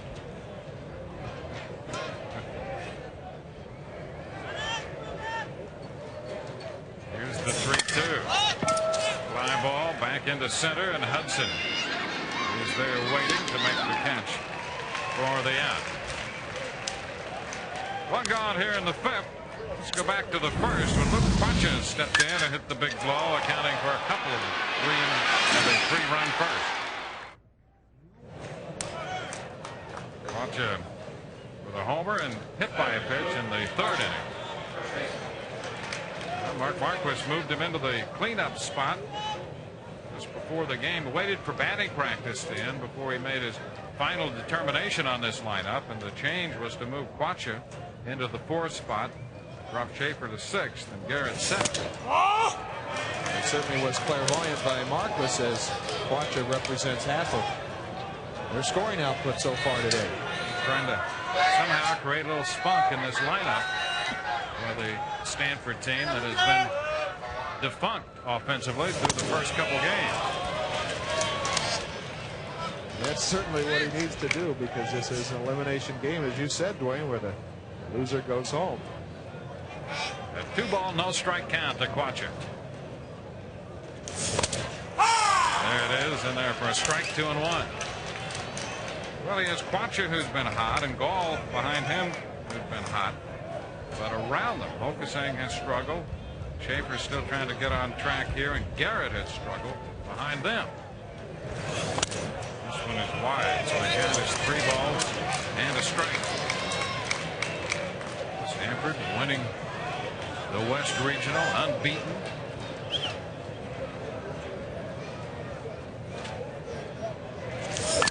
And a foul ball, so the count goes to 3-2. Stanford opening with that 8-3 win over Auburn, and then beaten by LSU 10-5 as LSU hit 5 home runs off the Stanford pitching staff. Stanford and Auburn battling here in this elimination game, tied in the 5th. 3-2, high fly ball center field. Hudson back with room and makes the catch for the second out. So Hudson takes care of both Hokusang and Quacha.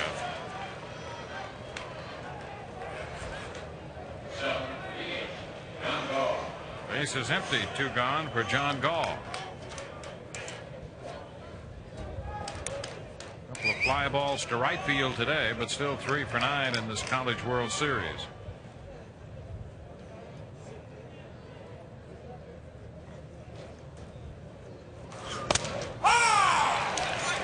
Dunham throws him a strike on the corner. Dunham came in and gave up a base hit in the 4th on a ground ball through the right side, but then got a couple other ground balls to get out of the inning.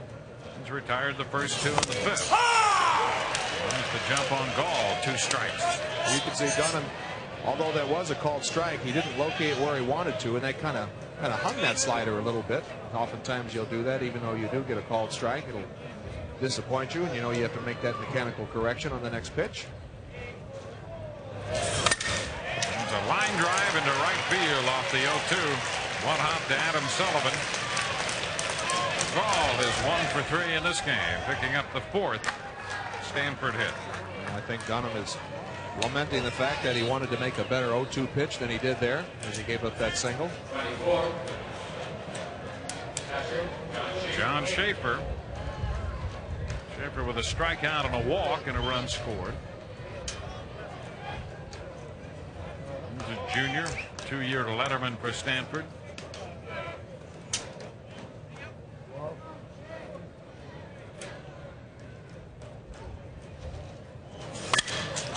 After the first pitch, pops it up foul. David Ross away with the mask, has room and puts it away to retire Stanford in the 5th. No runs, 1 man left following the 2-out single by Gall. We're tied 4-4 going into the bottom of the 5th.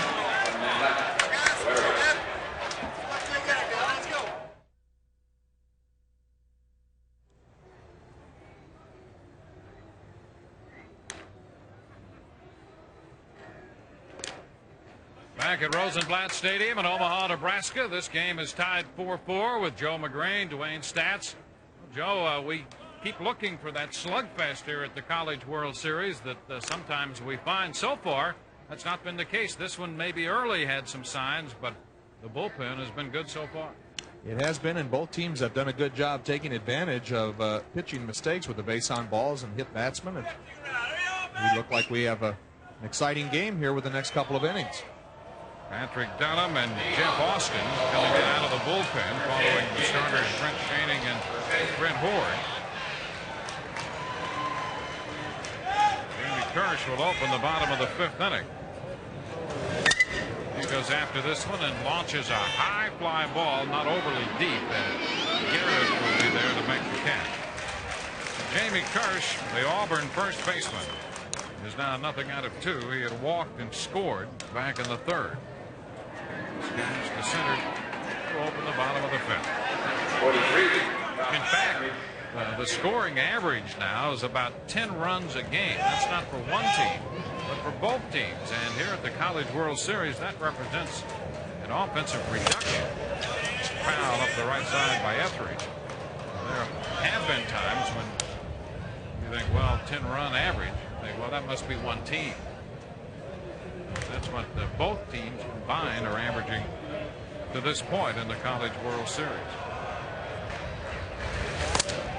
Upstairs. 1 ball and 1 strike.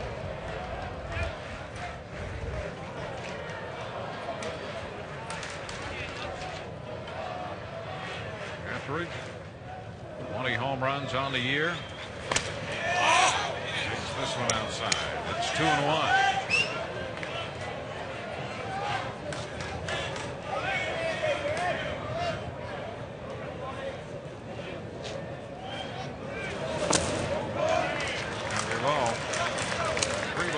Strike. One thing you do get at the College World Series, a lot of pitches thrown. Chop down the left side, and that's going to be foul. The count is full. There's some thunder right there. Etheridge, Kirch, and Hudson. You don't often see that much power packed into one lineup. That accounts for most of the 85 home runs. Etheridge swings over this one. It's the 4th strikeout posted by Austin since coming on. You got Ross to end the 3rd, a couple strikeouts in the 4th, and now this one of Etheridge in the 5th. Again, doing a good job keeping those fingers on top of the ball.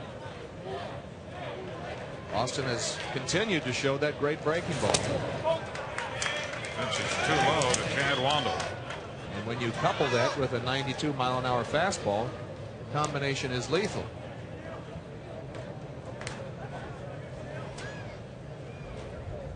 Nothing pitch. Ground ball by the mound. Pesci at short comes up throwing, and it's another 1-2-3 inning for Jeff Austin. That's 2 in a row by the right-handed reliever. We're at the end of 5, tied 4-4.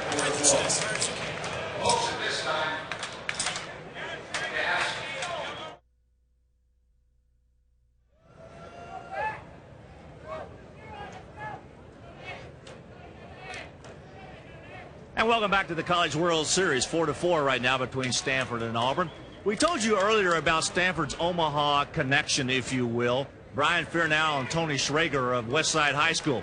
We asked them to relate to us some of their fondest memories of playing together in high school. We're playing a tournament in Kansas City, and it's about the 6th inning, and I've got a no-hitter going.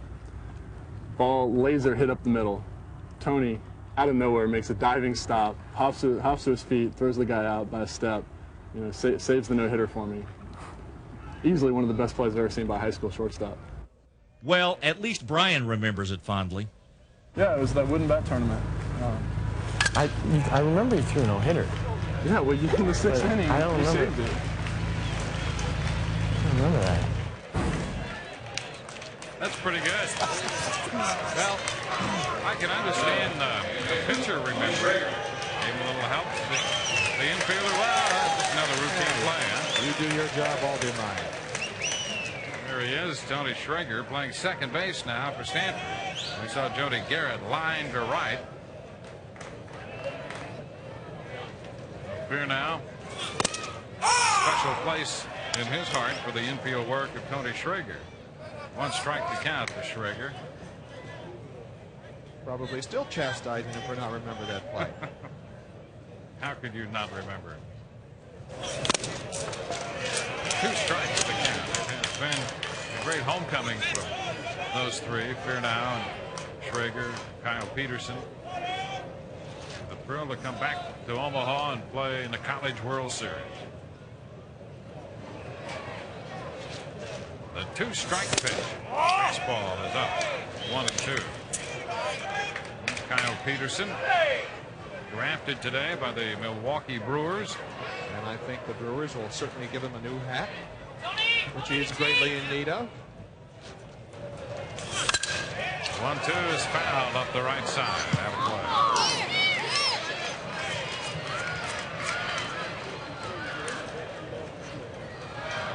Here's the first round College World Series participants. Matt Anderson from Rice went #1 to Detroit. Troy Glass of UCLA to Anaheim. Kyle Peterson, Brandon Larson, Cincinnati. Lance Berkman 16th to Houston, and Eric DeBose of Mississippi State picked by Oakland. And a lot of the elation that those guys must be feeling for being drafted so high, for rewarding of their great efforts. The other side of it, as this draft interrupts the College World Series, is there are a lot of guys who probably weren't drafted or slid down where they thought they were going to be drafted. And touring to center field, a base hit. Schrager delivered a hit-and-run single in the 4th. Has a base hit with 1 out here in the 6th inning. And a lot of guys who thought maybe that they should have been drafted and weren't. The disappointment that they must be going through right now. Schrager doing a nice job staying on this good slider.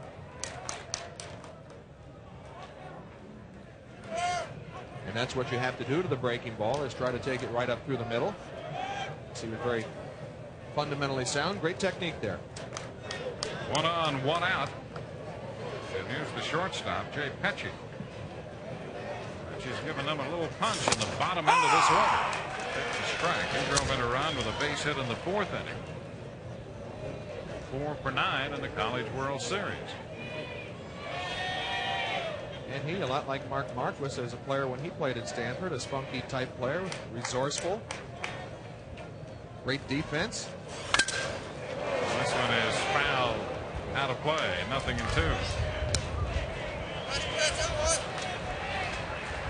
There he is. That's our guy. He still shows some spunk as the head coach. Absolutely. Certainly has to like the position that he's in, tied, knowing that his team plays such great defense. We think that this game is going to be decided by a defensive miscue. A 2-strike count. Ground ball on the base hit into right field. Schrager will make the turn, but hold at second base. Petchy has himself another hit. He's 2 for 2 off Dunham today. 2 for 3 overall. They have got great production out of the bottom half of their order, and that certainly does a great job getting into the heart of your order with base runners. Gives you a whole lot more scoring opportunities. Well, Schrager and Petchy are 4 for 6 between the two of them today. And when you can get that kind of production by the bottom half of the order, it's golden. And we go to the leadoff man, Joe Kilberg. Literally nothing out of 1. He has walked twice and reached on a fielder's choice in the 4th inning. Patrick Dunham misses with his first pitch, ball 1.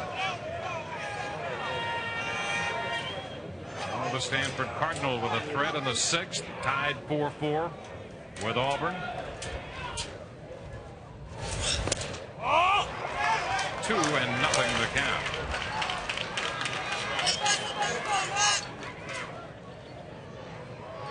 Shaney worked 3 1/3. Now Dunham closed the 4th, worked the 5th, and a spot in the 6th. Falls behind 3-0.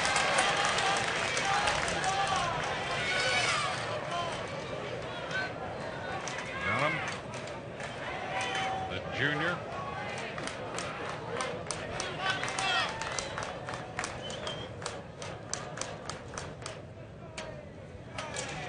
The pitch is a strike call. 3-1.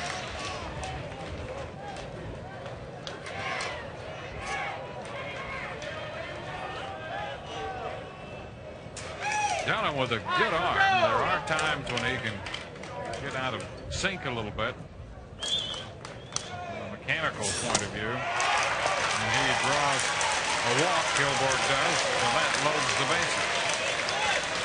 Dunham is one of Hal Baird's best pitchers, and if he's going to get out of this game, it has to be with Patrick Dunham.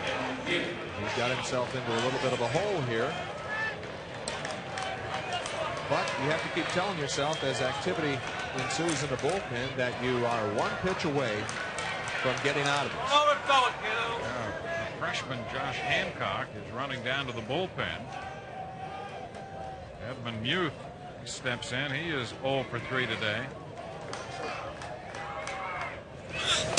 And the pitch is in there for a strike. So the bases are loaded with only 1 out. Hancock doing some stretching before he begins to throw in the bullpen. And Dunham showing some great confidence with the bases loaded, throwing a first pitch breaking ball strike. Two quick strikes on Edmund Muth. Coupled with a great changeup right there. There was some very gritty pitching right there. Knowing that he has no place to put Kilberg, throwing a curveball and a changeup, and now 0-2. Try to get him out right here. Don't bother setting him up. Make it happen on this pitch. Bases loaded.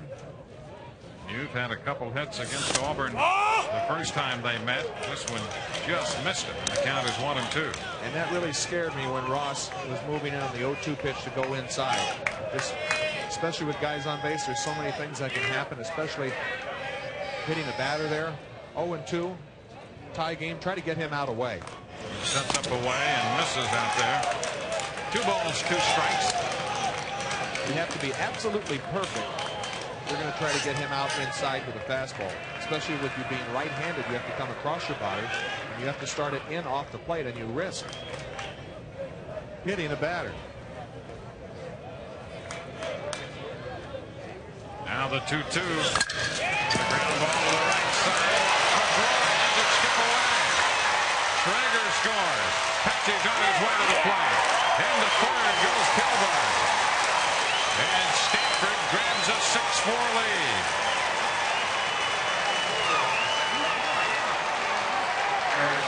They ruled an error on McCrory.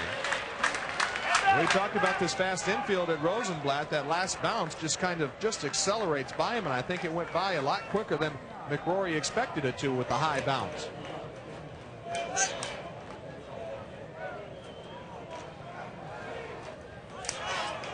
So Muth made contact and got it through the right side to give Stanford a 6-4 lead.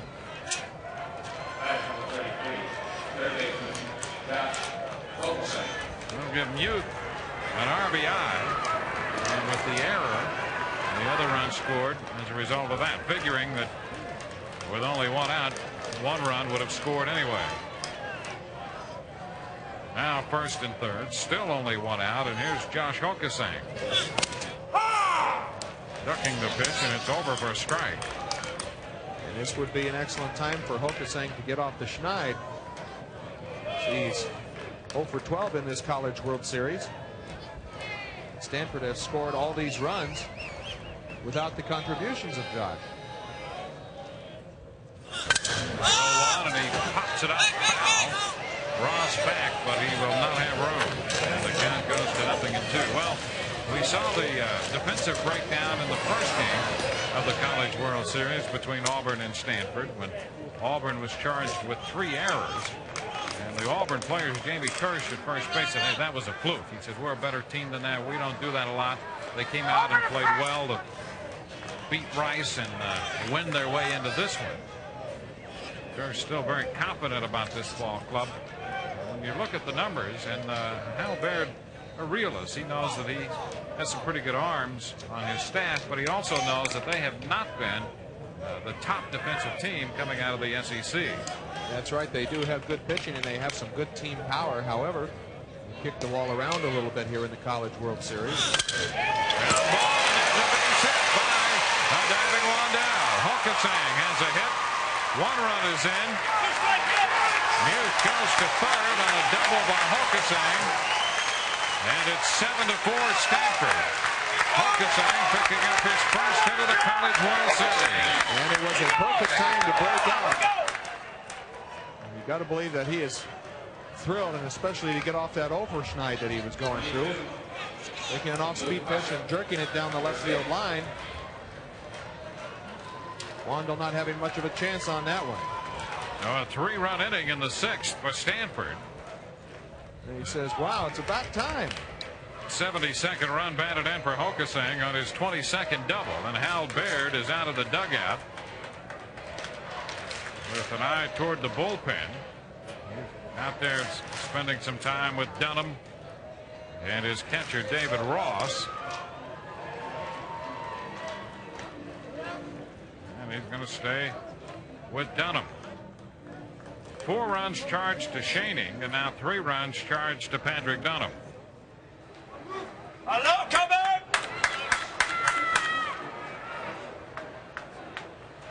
Still just 1 out in the inning. And Mark Marquis will have Luke Quacha due up, one of his hottest hitters at the moment in the College World Series. Runners at second and third, and this forces Auburn to draw the infield in. Everybody close on the infield.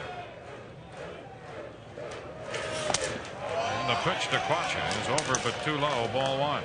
And there certainly aren't a lot of Auburn infielders who are ecstatic about playing in with the big guy, 6'5" Luke Quacha hitting. He's already had a home run today.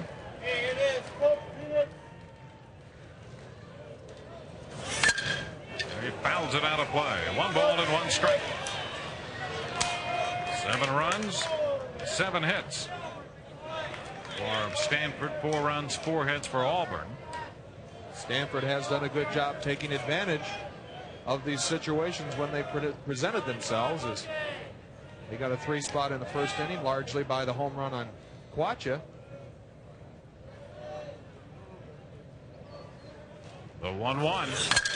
Down ball second. The runner's trying to score, and the throw to the plate. They will have him hung up. Ross back to Wando, and that could have been yes, yeah. It could have been. Absolutely. But they get the tag as Muth is cut down, trying to come home on the ground ball to the second baseman. Because I thought Ross made contact. Boy, Eddie. And if he did, he should be awarded home plate.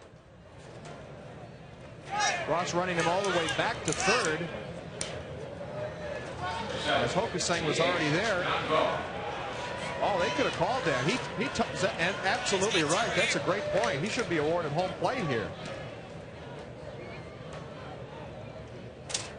It almost comes down about the same time. Well, and Muth was thinking the same thing.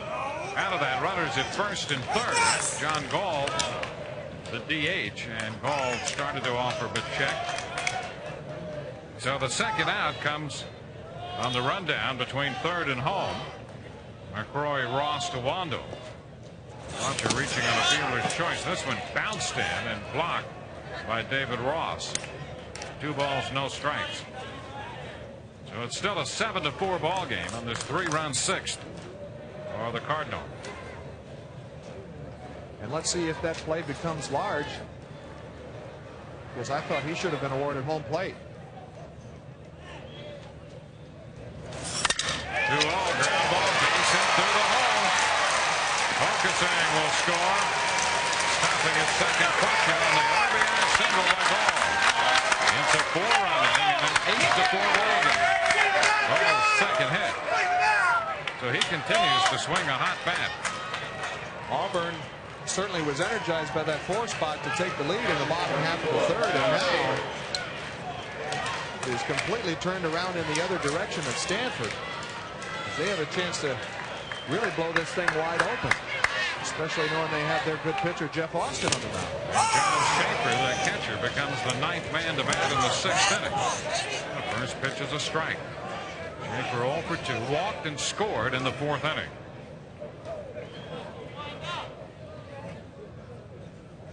A 1-strike count. 2 men on. Gall at first. Quacha at second. 6 of the 8 hits have come against Patrick Dunham. Wave and a miss. We spoke about how there's great Auburn pitching depth, and it makes you beg the question that if Dunham has been ineffective so far in this game, got some other good guys down there to go to. He's made over 30 pitches in this inning. Facing his 9th hitter. Outside, a ball and 2 strikes.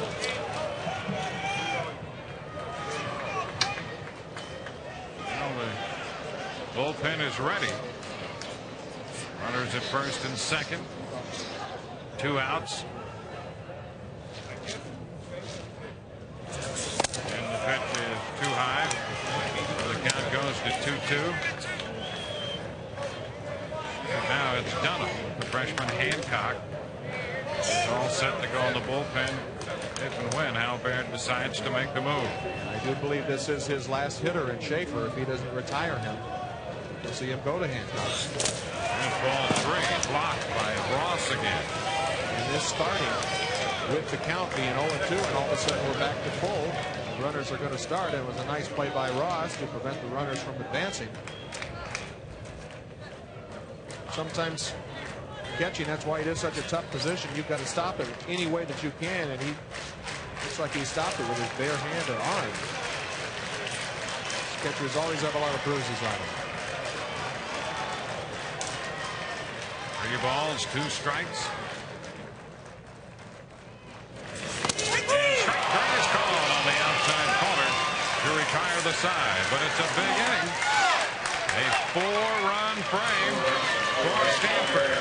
Auburn will come in with Tim Hudson due to lead off, trailing by 4. After 5.5.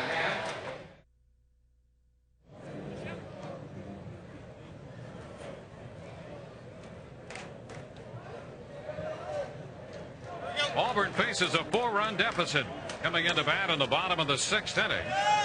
Facing Jeff Austin on the mound for Stanford. Austin in relief of Horde. And Horde, the left-hander, started. And here's Hudson. He lines it up the right side. It's going to be a foul ball. Hudson singled home 2 runs in the 3rd inning. So he is 1 for 2. Well, you figure this one, even though it's a 4-run game here in the 6th, is far from over. These 2 teams will battle and scratch and claw to stay active in the College World Series. They're facing elimination. And although Hudson had just hit 2 foul balls, this is why I think he is such a good hitter, because he stays on the ball and shoots the fastball to the right side of the field, which puts him in good position with his barrel to handle the breaking ball and pull that. Upstairs. 1 ball, 2 strikes. He really is a different hitter with 2 strikes as he shortens up and gets down into a little deeper crouch, trying to make contact. Strokes it up the right side, just fouled outside that line. Gus Rodriguez on the call. He had a 2-run double in game 2, almost a carbon copy of that one, showing his ability to hit the ball to the right side of the field.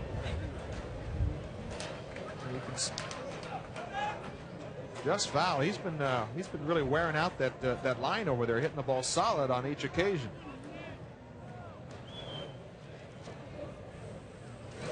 Takes it upstairs. 2 balls and 2 strikes. And with that 2-strike stance, getting in a little bit more of a crouch, makes his strike zone a little smaller. Started that one at the hitter and just missed ball 3. That's a nasty breaking ball that starts on the inside part of the plate and backs up a little bit. And the hitter puts on it. That was a close pitch. Full count. Hudson just staying alive. That was a great job as a hitter right there to stay alive. To stay alive there as he was able to put a nasty breaking ball and put his bat on it. He's shown that great breaking ball so far today.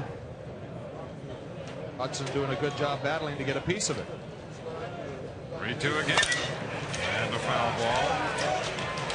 And Hudson practically took that pitch out of Schaefer's mitt. Bouncing up the right side to hang in there. There's the same thing with the changeup. Another nasty pitch staying on it. 3-2 as he hangs in and pounds another one. Well, he's doing a great job of really staying on some of these nasty breaking balls that Hudson is throwing him. He's already fouled off a changeup. Let's see what happens if Austin is to throw a fastball. I'd almost guarantee that it's going to be somewhere around the second or first baseman. This is the 10th pitch coming in this sequence. And Hudson lifts a high pop fly. Garrett coming in from center. He's got it for the out. Well, it took 10 pitches to do it, but Austin gets Hudson to lead off the 6th. And that's not going to make him happy, but that was a very good at bat. Fouling off some tough pitches and expanding his strike zone just a little bit with the count being 3-2 and probably swinging at ball 4. That's 8 in a row retired by Austin. And here's Derek Reef. Reef swings through this one, strike 1. Reef singled home a run in the 3rd. All 4 Auburn runs came in the 3rd inning. They grabbed the lead at the moment, but Stanford scored a run in the 4th and 4 in the 6th. 1 ball, 1 strike.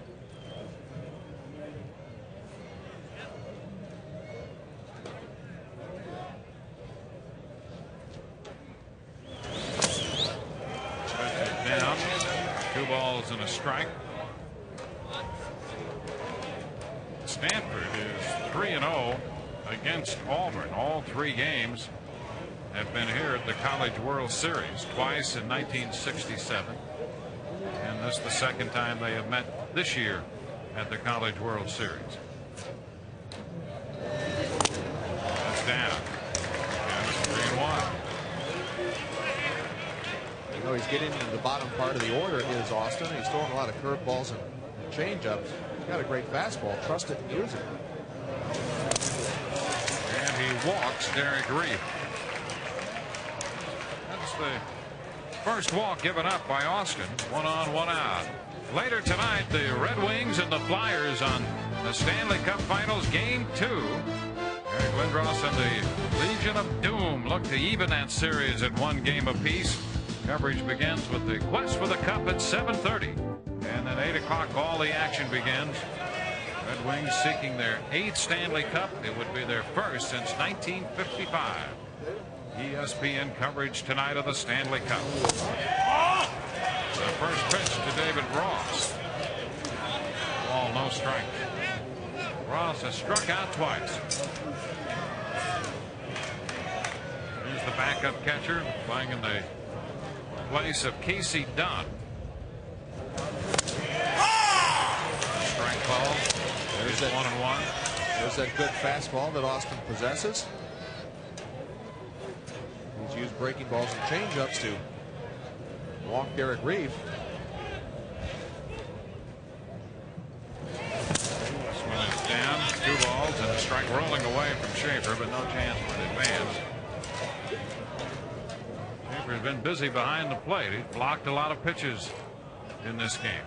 And I think one of the reasons why Austin is having some control difficulty right now, there's a hole in the pitching mound. As you see, we were playing back-to-back games a lot here. And somebody before him with his landing leg has probably dug a hole, and he has been working with that mound a lot, trying to see where that little hole is right there. Sometimes if you don't land perfectly flat, your foot lands at a bit of an angle sometimes, throwing into somebody else's hole. Ends up costing your control. Now still 2 balls and 2 strikes. 1 on, 1 out. Reef has drawn the walk. Casey Dunn, the frontline catcher, was an all-conference catcher for Auburn.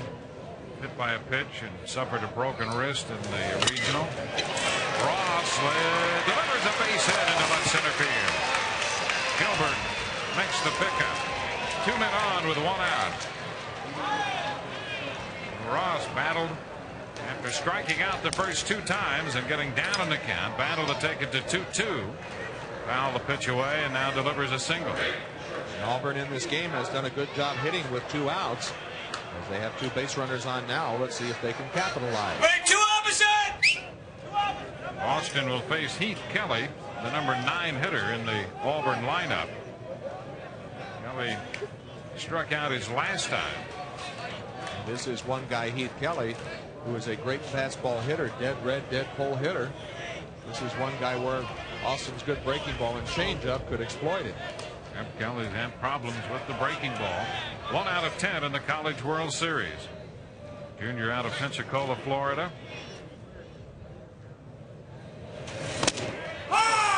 pitch is a strike call. Again, it's frustrating sometimes to watch, to know with runners on base, that first pitch, fastball right down the middle, and he's a great fastball hitter. Might want to think of taking advantage of that in the future.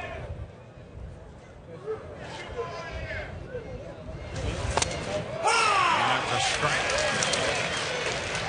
Austin, a quick jump on Kelly. He got him on 3 pitches in the 4th inning. So he's thrown nothing but strikes here to Kelly. And with him having trouble with those curveballs, he has an uphill battle facing him right here. The delivery made, and he's hit by that pitch. This will load the bases. Well, that was part of the 3rd inning uprising by Auburn when Etheridge was hit by a pitch. The reason this happens, I think this is more of a mental error than it is a physical error, because he has him 0-2, and oftentimes you want to get strikeouts, and makes you feel powerful as a pitcher to be able to get those. And he has a good breaking ball, and he just tried to throw a curveball better than the ones he had thrown before. Well, when this is good quality curveball would have been good enough. Tried to get a little too nasty, and 0-2 ended up hitting the batter. That's the 7th Auburn hitter to be hit by a pitch in the College World Series. And here's Adam Sullivan, who leads this team in being hit by pitches with 11. So Sullivan is up with the bases loaded and 1 out. Ground ball just outside the bag at 3rd foul. Dwayne Derek Reef can conduct a seminar about being hit. Yes, he can. He was hit in the head a couple times and got right up and continued to play. Reef walked here in the 6th. He's now at 3rd. Right there! Ross at 2nd, and Kelly the runner over at first base after being hit by a pitch. 1 strike to count on Adam Sullivan. Ground ball, pitch in the shot. Second base out. They still trying to double play. Schrager had his timing upset a little bit there at second base, but still managed to get rid of it and double up Adam Sullivan to get Stanford out of the jam. So a great opportunity for Auburn goes by the boards, and at the end of 6, it's 8-4 Stanford.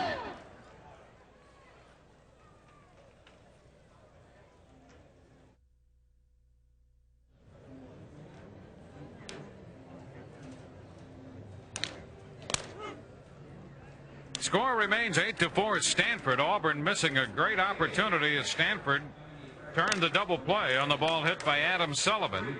Despite the little mix-up there at second base, the timing was off.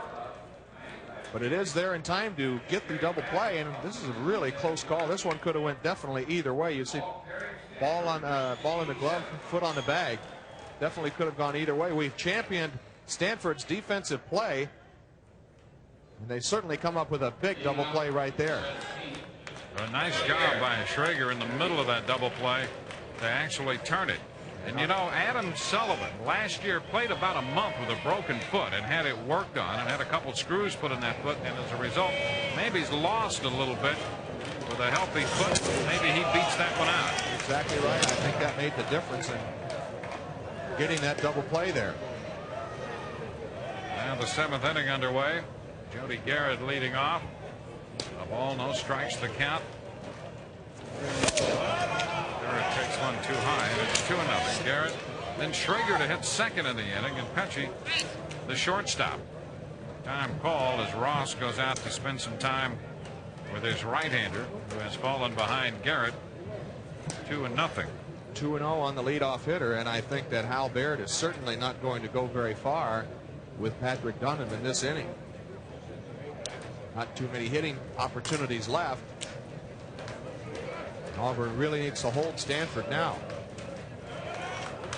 Well, Auburn was hoping to at least chip away and get a run or 2 out of that bases loaded 1-out situation in the 6th. It was a big double play.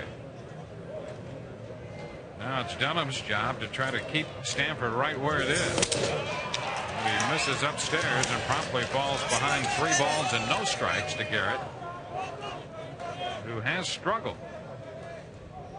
He's 0 for 3 today. Garrett had a very hot first half of the year. takes this one in for a strike. It's Kevin Norst, right-hander, a freshman right-hander out of Winter Park, Florida, throwing in the bullpen now. 3-1 and a fly ball hit deep to right down the line. Sullivan back and that ball is gone. That's one way to break out of it. Garrett got a 3-1 count and nails this one out. That will make it a 5-run game, 9-4 Stanford.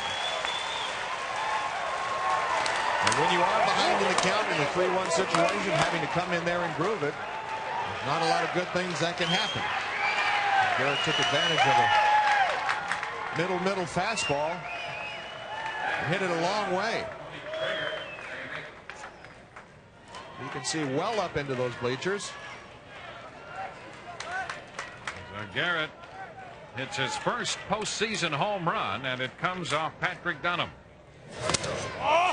It wasn't so much that pitch right there that burned him. It was getting behind in the count, 3-1, and putting Garrett into a very aggressive hitter's count. His first home run since the 29th of April. Tony Schrager now ahead in the count, 2 balls, no strikes. He's had a couple hits today, including a hit and run single in the 4th, and then a base hit in the 6th inning when he scored a run in the 4-run 6th. Fly ball center field, and Hudson is there to catch this one. That's the first out in the 7th. Auburn now down by 5, 9-4. They've been out hit 9-5. Al Baird, knowing they're not having any more opportunities, they're not having a whole lot of opportunities left, and now Stanford has a 5-run cushion, and as well as they've been pitching and playing defense, that certainly makes it doubly tough. Jay Pesci fouls one out of play for a strike. Which he does have the advantage of being the home team in this game at the College World Series, and that's a big advantage hitting last.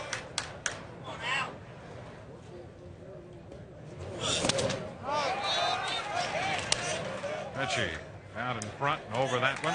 Nothing in 2 the count. He's kept some innings going and delivered some hits in the College World Series for Stanford. There's a run batted in this game. Ground ball second base. McCrory up with this one, and the throw to first is in time. 2 outs in the 7th. Both coming following the leadoff home run by Jody Garrett.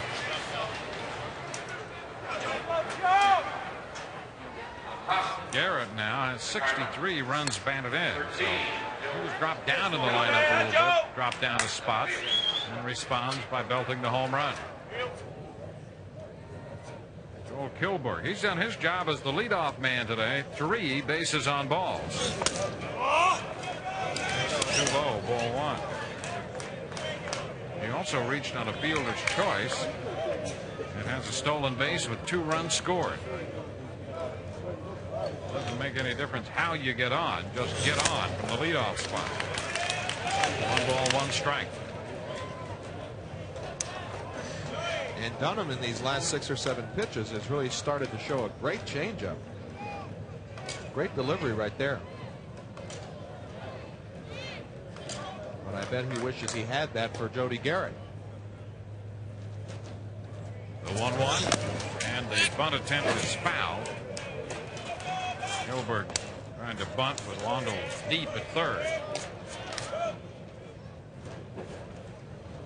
Stanford scored 3 runs in the 1st today. Auburn came back with 4 in the 3rd. Stanford tied it with a run in the 4th.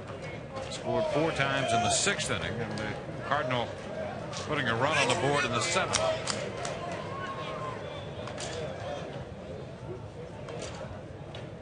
Patrick Dunham on the mound. He is called to retire Kilburg and Stanford. 1 run coming on the Garrett home run. We're going into the bottom of the 7th. It's a 5-run game. 9-4, getting late for Auburn.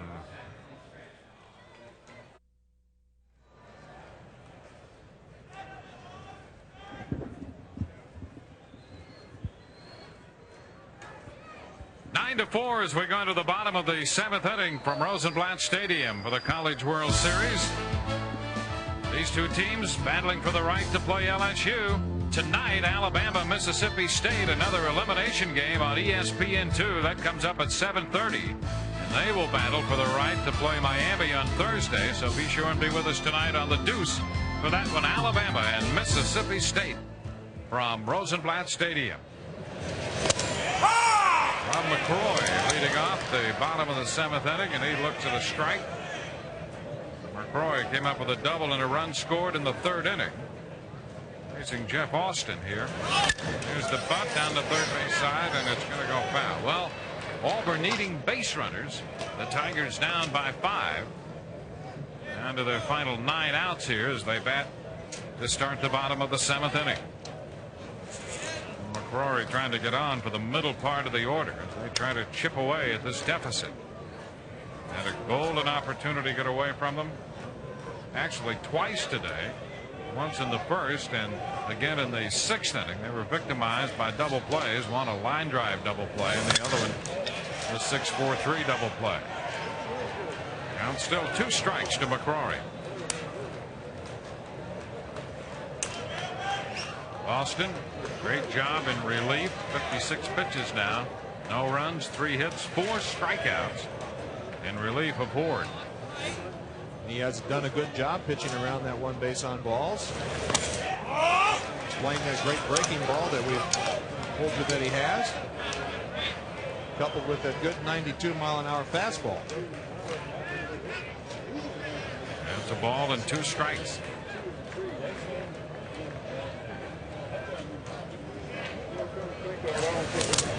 Into the dirt. Squares the count at 2 balls, 2 strikes.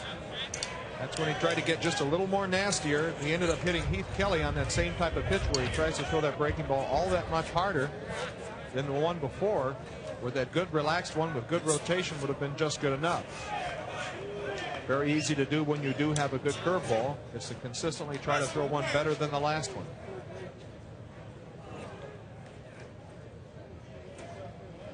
He's taking the count to 2-2. McCroy pops this one out of the reach of Schrager and into right for a base hit. A line drive single over Schrager. So McCroy is aboard to open the 7th. Auburn for the year averaging better than 9 runs a game. So they have the ability to score runs in this lineup. And McCroy, you said, Dwayne already tried to get on via the bunt. Does a nice job staying with that pitch and trying to give Auburn a chance to get a rally going. Jamie Kirsch. He shoots it into center field. Garrett over to make the catch. He's going to make a play at first, and right back in head first goes McCroy. McCroy just about double off. 1 gone, 1 out. And let's check in with Larry again. Larry. Yeah, Dwayne, thanks. Josh Etheridge, who's stepping into the batter's box right now. I'm sitting here with his dad, Rex. And Rex, you were a basketball player at Auburn. Do you ever wish that he had gone into the same sport, or do you like him playing baseball? I like him playing baseball, Larry. It was a decision he made.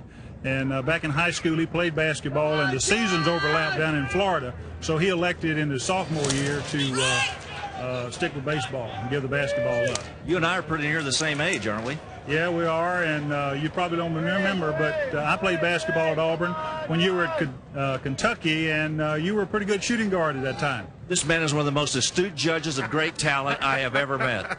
Nice job of setting him up, Larry. You're the best, pal. There's a strike on the outside corner to Josh Etheridge, and the count is 1-1. A 9-4 ball game. Auburn trying to climb back into this contest as we play in the 7th.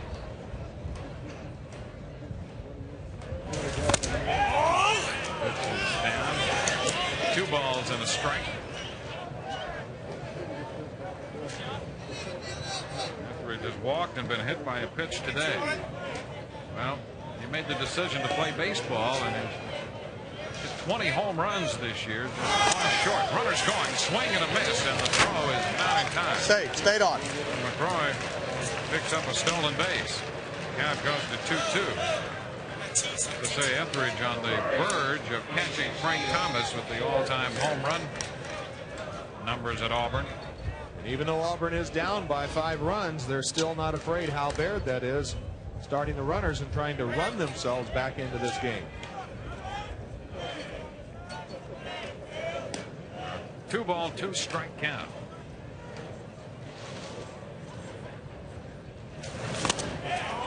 On away, and the count goes to 3-2. We talked about this proud papa, Mr. Etheridge. A lot of these guys in high school were 3-sport athletes. I underline the fact that they are athletes, great athletes, a lot of these guys, and Hal Baird certainly has a good bunch of players to work with. And there's ball 4, so Etheridge draws the walk. 2 men on with 1 out in the 7th inning. So Auburn trying to mount a threat here, but it's been a problem with men in scoring position in the College World Series this year, hitting just 194. And this their 3rd game in the College World Series this season. And with them only having 3 more opportunities, Dwayne, I feel it is a must that they get these runs in and score some runs here in this inning. Well, with 2 men on and 1 out, Tom Duncan goes to the mound. The Stanford bullpen is busy again. Now, Tony Kogan, the left-hander, starting to throw while they talk it over on the mound. Austin has pitched extremely well in relief of Brent Horde, who started and lasted 2 2/3. There's Kogan. The left-hander turns the ball over a little bit with that changeup. We saw him earlier. Chad Wandle is the hitter due. And behind him, Tim Hudson. So they're down in the middle part of the Auburn Tigers lineup.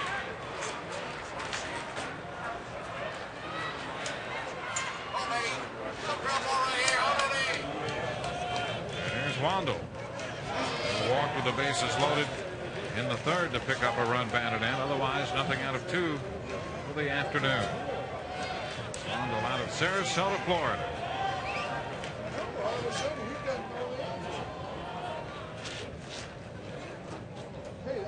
Now the pitch. Takes the ball. Too low, ball 1. Jeff Austin, a sophomore out of the Houston area, Kingwood, Texas. The pitch on outside, 2-0. A couple of natives from the Houston area with pretty good breaking balls themselves, and Roger Clemens and Nolan Ryan. And the Tide's coming in. The Crimson Tide, that is.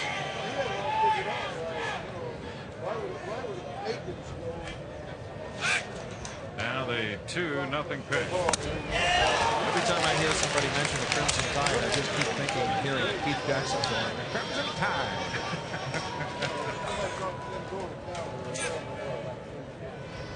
We have 2 men on, 1 out, a 3-0 count, and on deck, Tim Hudson.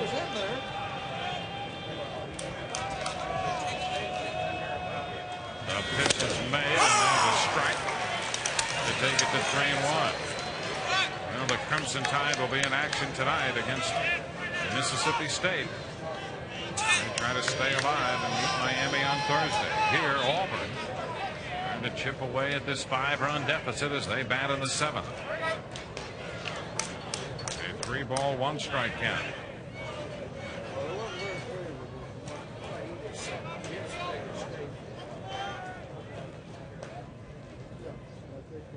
A turn pickoff play at second base, and McCrory is back in. That wouldn't help matters any.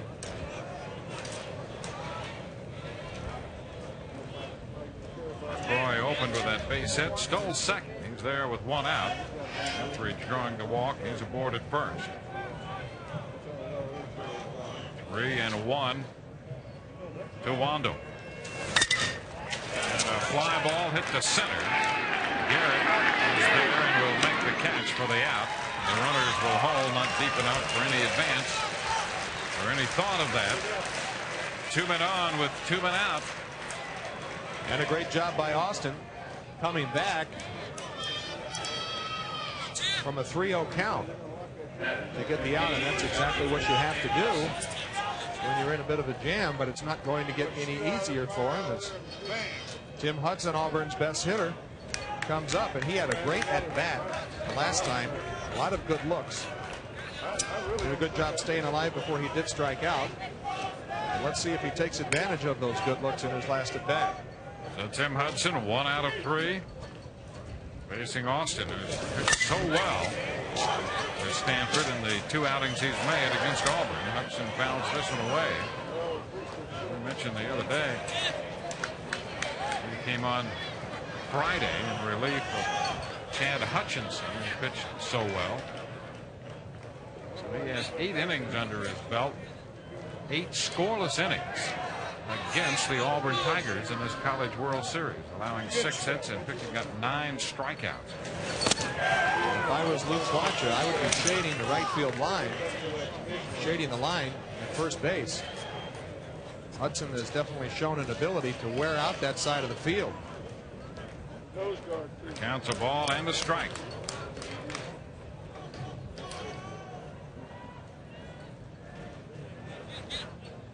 Tim Hudson waiting, and a step back by Jeff Austin.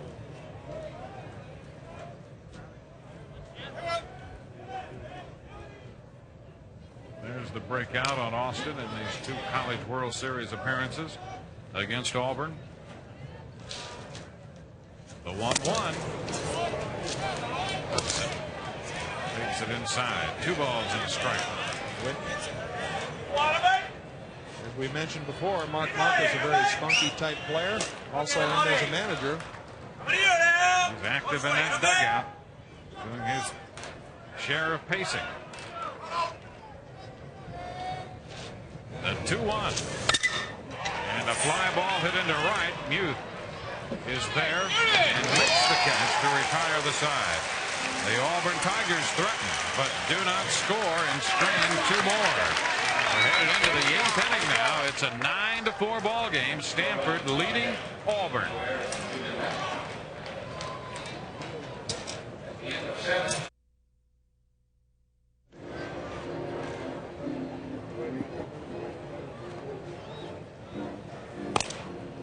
It's a 9-4 ball game. Stanford leading Auburn as we head into the 8th inning from Rosenblatt Stadium in Omaha. And ESPN's coverage of the Stanley Cup Finals continues tonight. Game 2. The Red Wings and the Flyers beginning at 7:30 with Quest for the Cup. 7:30 Eastern, and then face-off is 8 o'clock. Mike Vernon in goal for Detroit. As you know, Garth Snow, the change for the Flyers, replacing Ron Hextall in goal for Philadelphia. The Stanley Cup final coverage tonight on ESPN. Here we go into the 8th inning with a new pitcher. Kevin Norst becomes the 3rd Auburn pitcher. And Edmund Muth steps in to lead off for Stanford. First pitch from Norst is a strike. 3 1/3 for Schoening. 3 2/3 for Dunham. He gave up 5 runs, Dunham. 5 of the 9. Pitch is wide. 1 ball, 1 strike.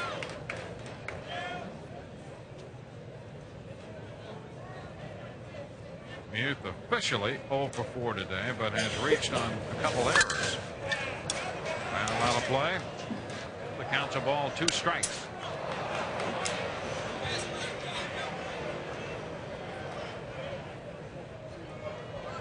Muth has a run batted in. Got credit for a run batted in on that error. Folks are saying with a couple of runs batted in, he'll be next. Quacha has 2. Count is 2 balls and 2 strikes. Ball with a run batted in. Garrett 1 on the home run. Petchy with a run batted in. Stanford hitting a couple out today. Now holding at 2-2, so they moved over the 100 mark in home runs for the year. That is a school record. And as they've scored 9 times, every spot of the order has managed to score at least a run, with the exception of their designated hitter, John Gall, who's driven home a run. Offside and a full count.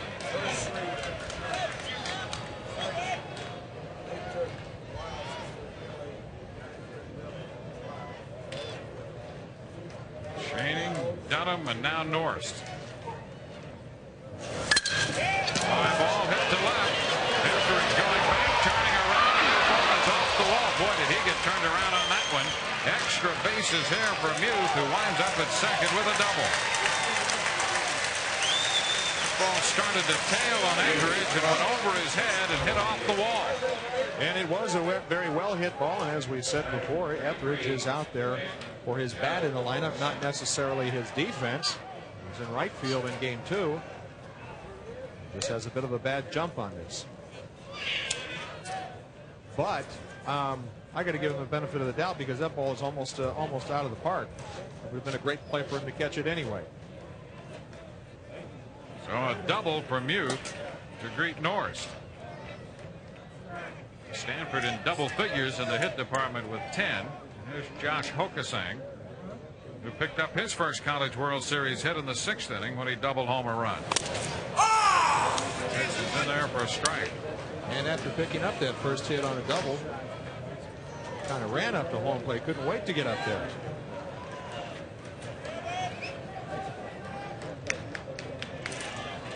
Auburn with 2 shots left, down 5 runs. Right back to the mound for the out. That ball just kept bearing in on Hokasang, and he lined it back to Norst.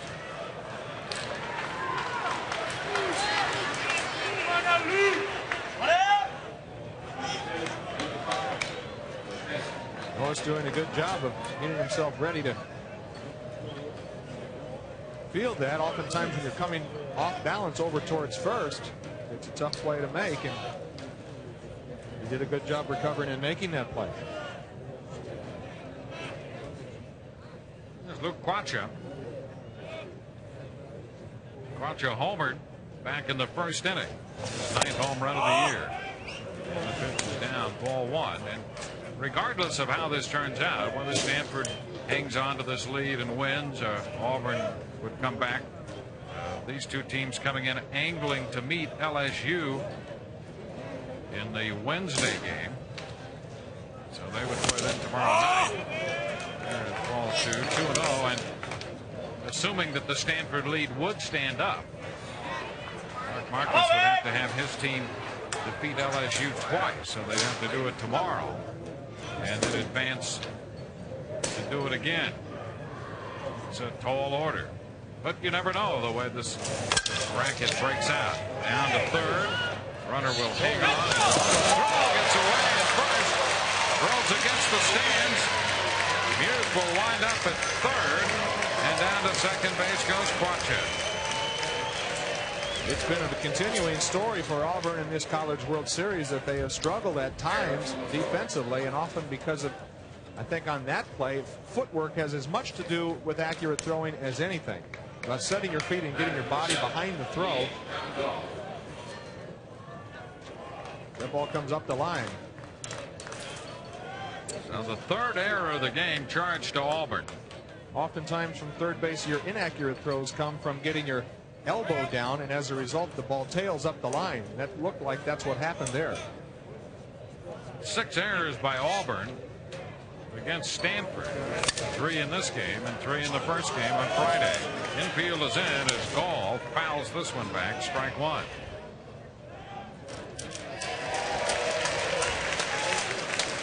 Muth's at 3rd, Quacha on 2nd. The infield close. Gall has 2 hits today, 2 for 4 with a run batted in.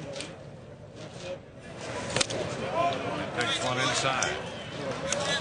1 ball and 1 strike. There's the infield close. No alternative for Hal Baird but to try to cut off the run at the plate.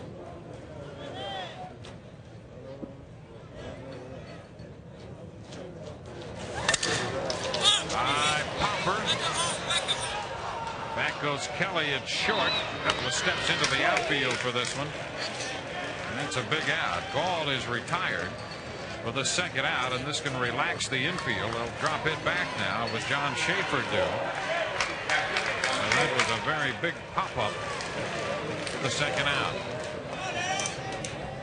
That is a good job by Norris in that situation, in that jam, getting the right kind of out via the strikeout or the pop-up on the infield so none of the runners can advance. Now John Schaefer.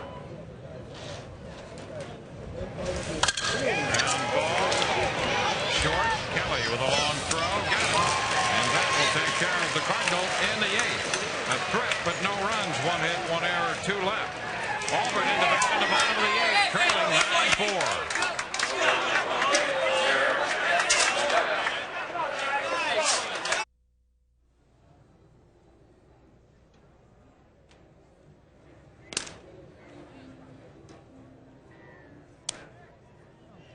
Nine to 4.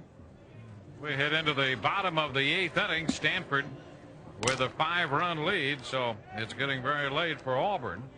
Reminder that Sports Center follows our contest. Gary Miller and Bob Stevens along with the definitive breakdown on the Major League Baseball draft picks. We'll have Major League scores and highlights. And Daly is back in the NBA, so it's official. They'll have all those stories and more on Sports Center following our game. Auburn will have Derek Reef to lead off the bottom of the 8th inning. It's been a frustrating day again for Auburn. They've had some opportunities. Left a couple of men on in the 7th, as they did in the 6th. They actually had the bases loaded in the 6th, and a double play took them out of that inning. They had a chance to have a big first, and a double play hurt them there. Reef goes after the first one, bounces it to short, and Pecci is right there for it. To Quacha for the out. 1 pitch, 1 out in the 8th.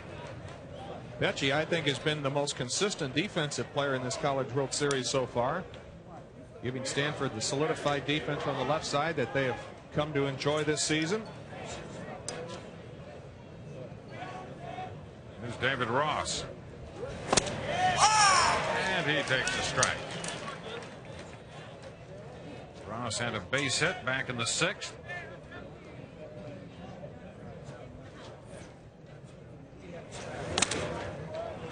Close. The count is 1-1. Jeff Austin took over in the 3rd, so he has given Stanford those innings out of the bullpen. Certainly capable of doing that after having started for about the first third of the season. And he's given them some very good innings. 2-1 the count. Throws this one by Ross, and the count goes to 2 balls, 2 strikes. He's done a great job today, Dwayne, overmatching these hitters with his fastball. When he's got his fastball located well, he's been very, very tough.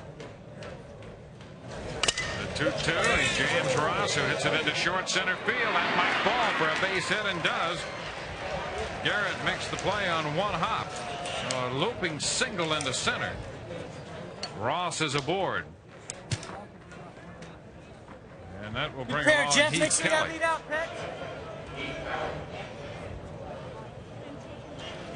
Kelly 0 for 2, hit by a pitch in the 6th inning. He was hit on an 0-2 count.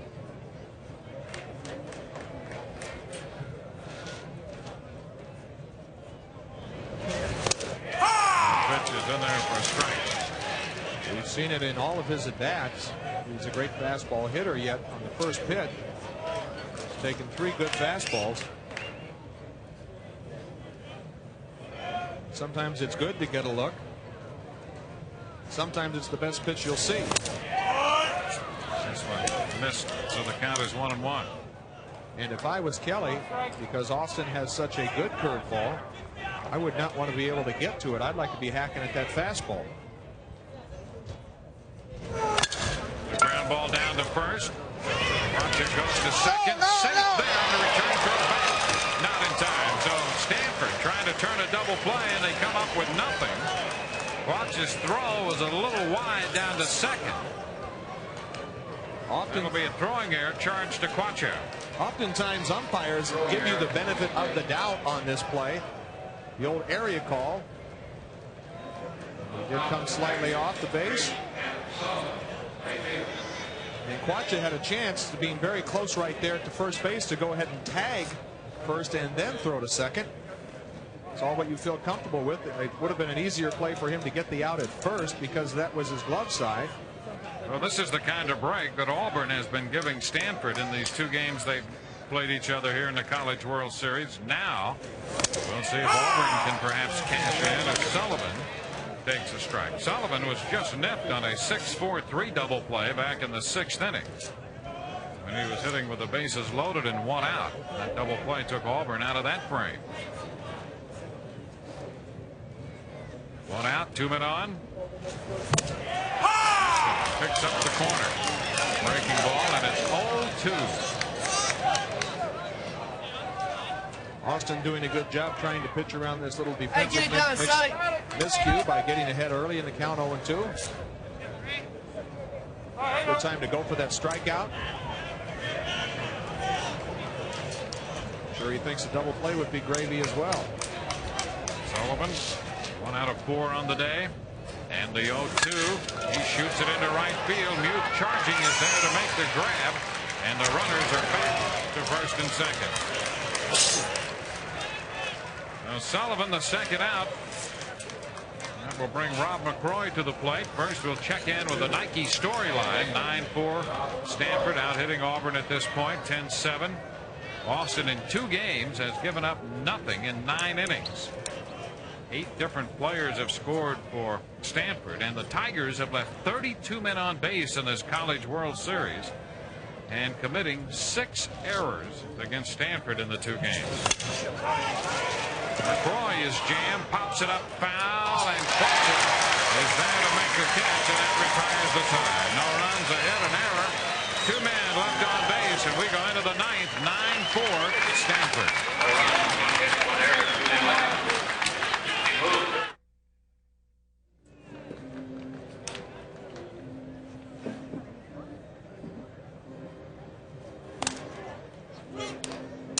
We're going into the 9th inning with Stanford leading Auburn 9-4. In the 2nd game of the day this evening, later on, see the Crimson Tide from Alabama. They'll be meeting Mississippi State at 7:30 on ESPN2. Bulldogs just getting off the bus here at Rosenblatt Stadium, being set for their matchup with Alabama. The winner of that game will take on Miami Thursday afternoon here. The winner of our game currently underway will meet LSU on Wednesday. That'll be tomorrow's game, tomorrow evening. Here's Jody Garrett to lead off. Garrett homered to open the 7th inning and now takes the first pitch in the 9th for a ball outside. Stanford putting the leadoff man aboard in 5 of the 8 innings.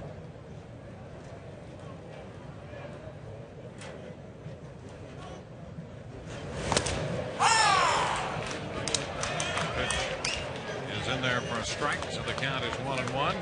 Mark was concerned about the offensive side of his team's game here in the College World Series, so today he changed this lineup a little bit, and it's paid off.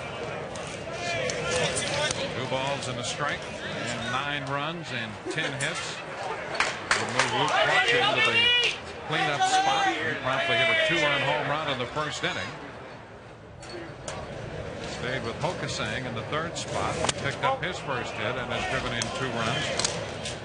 Count is now 3-1, and even dropping Garrett to the 7th spot. Garrett hit a home run in the 7th inning. I don't know why Garrett would be looking over to Mark Marcus with a 3-1, going through a whole rash of signs. And the pitch is fouled out of play, so the count is full. Yeah, we're going to get signs on 3-2. If we do, we're really in trouble then.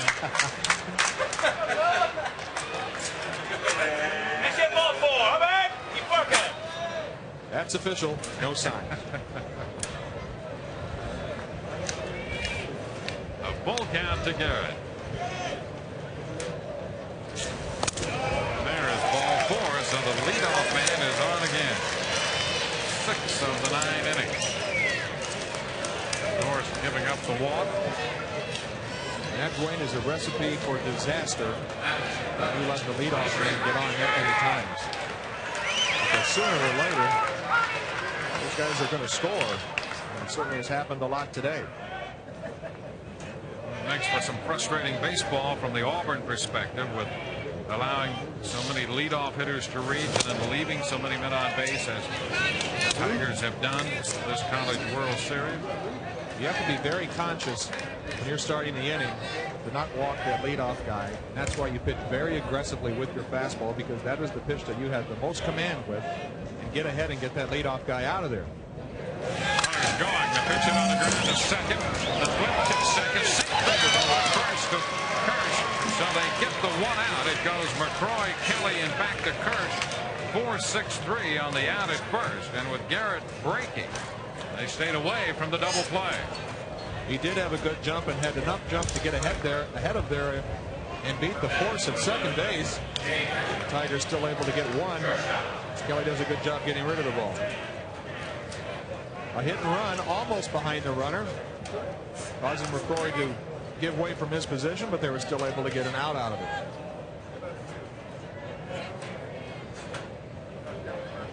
There's Jay Petchy.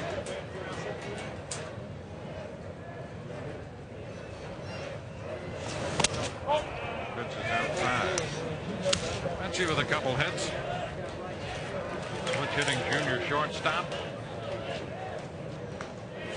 Banged out 5 hits in this College World Series and gone 5 of 11.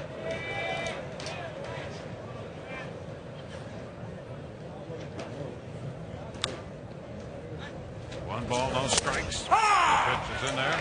The count goes to 1-1. If Stanford is to win this game, I think they match up very well against LSU. As we said, in a short series like this, it's pitching and defense that can dominate good power hitting lineups like LSU has. 1 ball, 1 strike.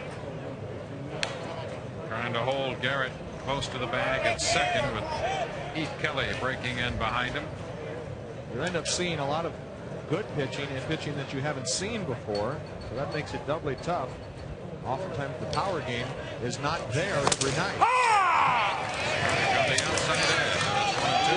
Defense is a lot more consistent on a daily basis than a lineup that plays home run ball. More and more you hear about the home run in college ball, but at the College World Series you need at least that good inner defense, and that's one of the reasons why a lot of people like Miami with the makeup of their club. Reason that a lot of people like the Stanford club, because normally speaking they play good defense, good fundamental baseball. And you could be assured again, and if Stanford does win this game, they'll be able to run Chad Hutchinson out there. James shot by the mound, charged by Kelly. Safe over there. A nice pickup by Kirk, but safe on an infield hit. Moving to third is Garrett. Well, there will be men at first and third as Petchy has a 3-hit day.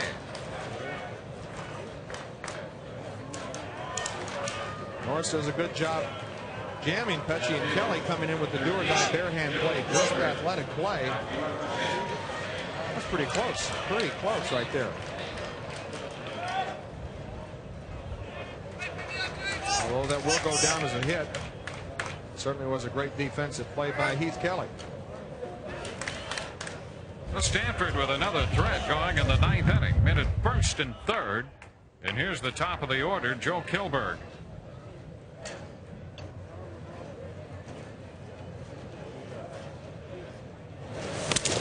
Pitches upstairs, ball 1. Norris working his 2nd inning. He got out of a jam in the 8th, left 2 men in scoring position. Now he has runners at first and third behind him with 1 out in the 9th. 4 runs off Schoening, 5 off Dunham. And the pitch is upstairs. 2-0.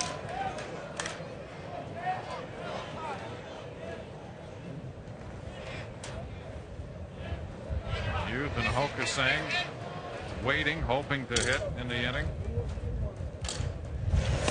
A strike on the outside edge, 2-1.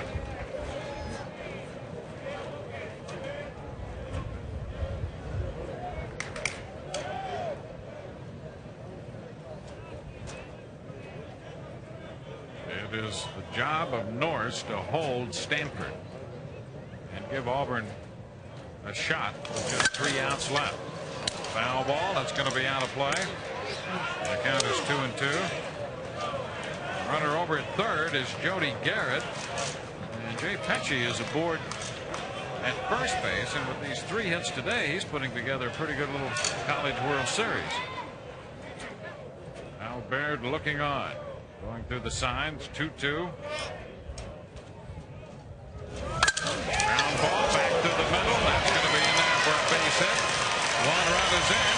Pecci's on his way to third. That throw is cut off. Holding made it first and third. Norris is touched for a run, and it's 10-4.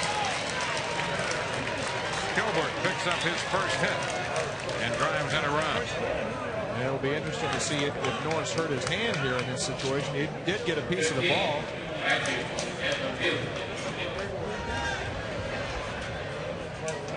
Looks like he's okay.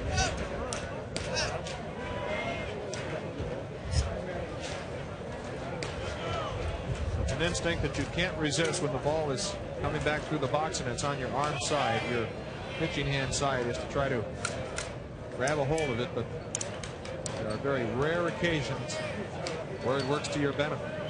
Gilbert with a base hit driving in the run is on for the 4th time, and here's the left-handed bat of Edmund Muth. Muth doubled his last time. This one in the dirt for a ball. Remember Kenny Holtzman starting a game for the Oakland A's in the World Series. In the first inning, tried to catch a line drive with his pitching hand and broke it and had to come out. There's a line drive, base hit into right field.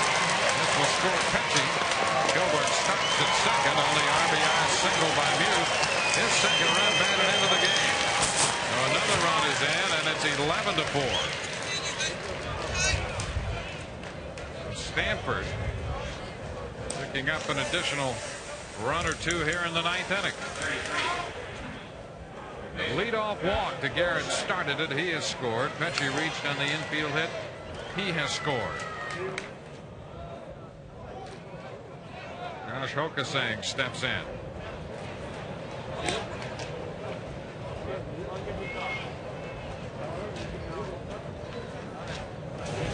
Norris delivers a swing and a miss. Strike 1. A walk and 3 hits in the inning.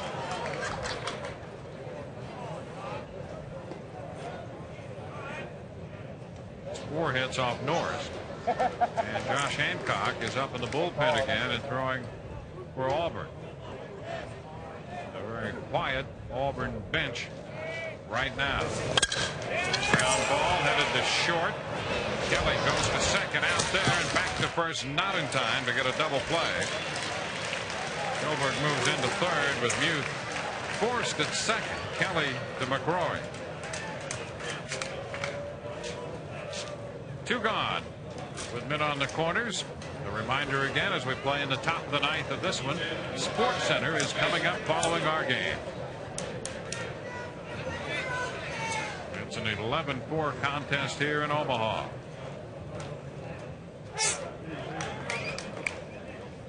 There's Luke Quatcham. Well, he didn't open the scoring, but he almost did.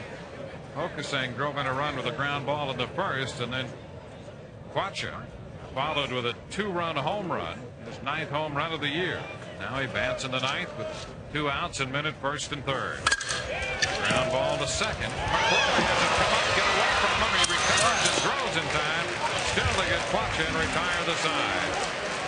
But 2 more runs score in the 9th inning as Auburn comes in down to its final 3 outs away from going home. 11-4 Stanford.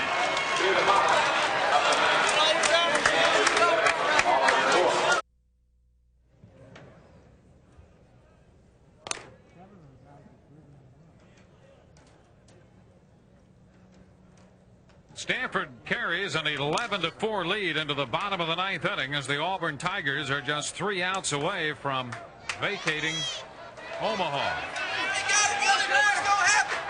A 50-win season for Auburn this year, and it comes down to the final 3 outs here. They will send Jamie Kirsch to the plate to lead off. Kirsch remained optimistic even after that opening loss to Stanford. He continued to check the brackets and maintain that they're going to win this thing. He skies this one down the right side and foul on the bullpen, out of the reach of Edmund Hughes for a strike.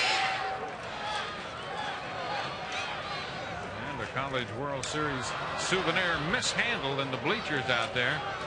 The Mutes will go back and try it again as Auburn looks on, hoping for the impossible, and one of those youngsters just got the impossible. A souvenir baseball here at Rosenblatt Stadium. One strike to count to Kirsch, who sends this one into right field. Mutes already been busy out there this inning. Makes the catch for the out. That's the first out in the ninth inning. Well, should this lead hold up, and Stanford is just 2 outs away from defeating Auburn, they would take on LSU tomorrow night on the Deuce on ESPN2. Later tonight on the Deuce, we'll have Alabama meeting Mississippi State for the right to meet Miami on Thursday. Pitch low to Josh Etheridge. A ball, no strikes. You would certainly, excuse me, you would certainly think, Dwayne, that Jeff Austin will be done for a while, because he has thrown a lot of pitches in today's game. 91 to be exact. He took over 2 outs into the third and is on the verge of finishing this thing. And a strike. He's up now, a ball, 2 strikes. He has been their most effective pitcher in the tournament to date.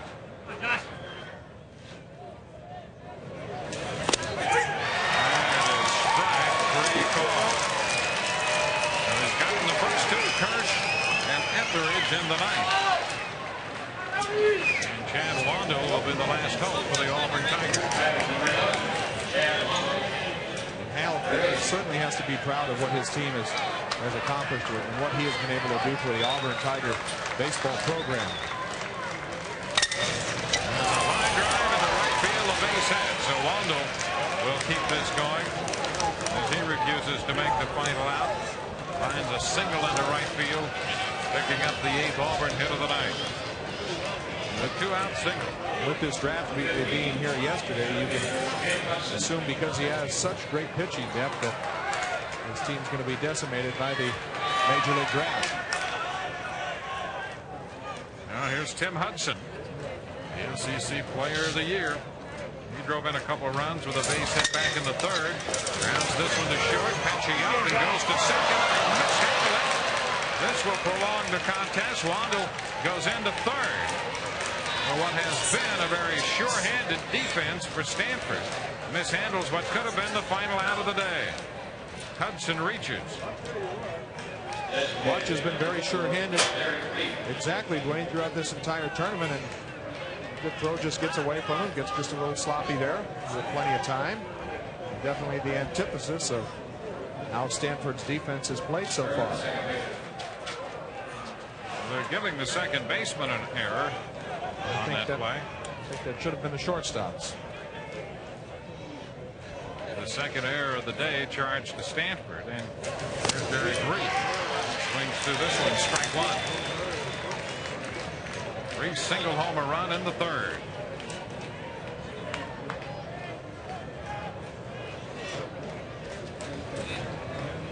This one is too low. 1 ball and 1 strike.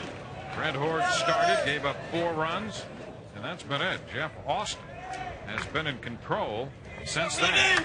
11-4 the score.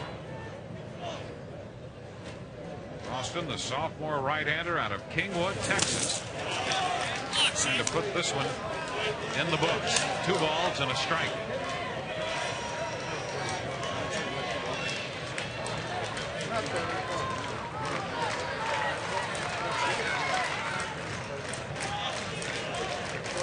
The 2-1 as Reed chokes up on the bat. And takes a strike. It's now 2-2.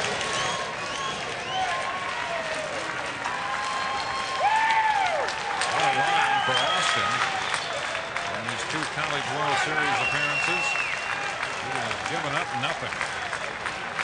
And now 2-2 to Reef. At the second base, Schrager goes to second for the fourth, and that's it. The Auburn Tigers are eliminated as the Stanford Cardinal carry on. The Cardinal with a victory over the Tigers today. The final score, Stanford 11 and Auburn 4. The College World Series continues tonight at 7:30 Eastern on ESPN2 as Alabama takes on Mississippi State. For Joe LeGray, Larry Conley, and our entire ESPN crew, I'm Dwayne Stan saying so long from Rosenblatt Stadium in Omaha, Nebraska. Sports Center comes up next.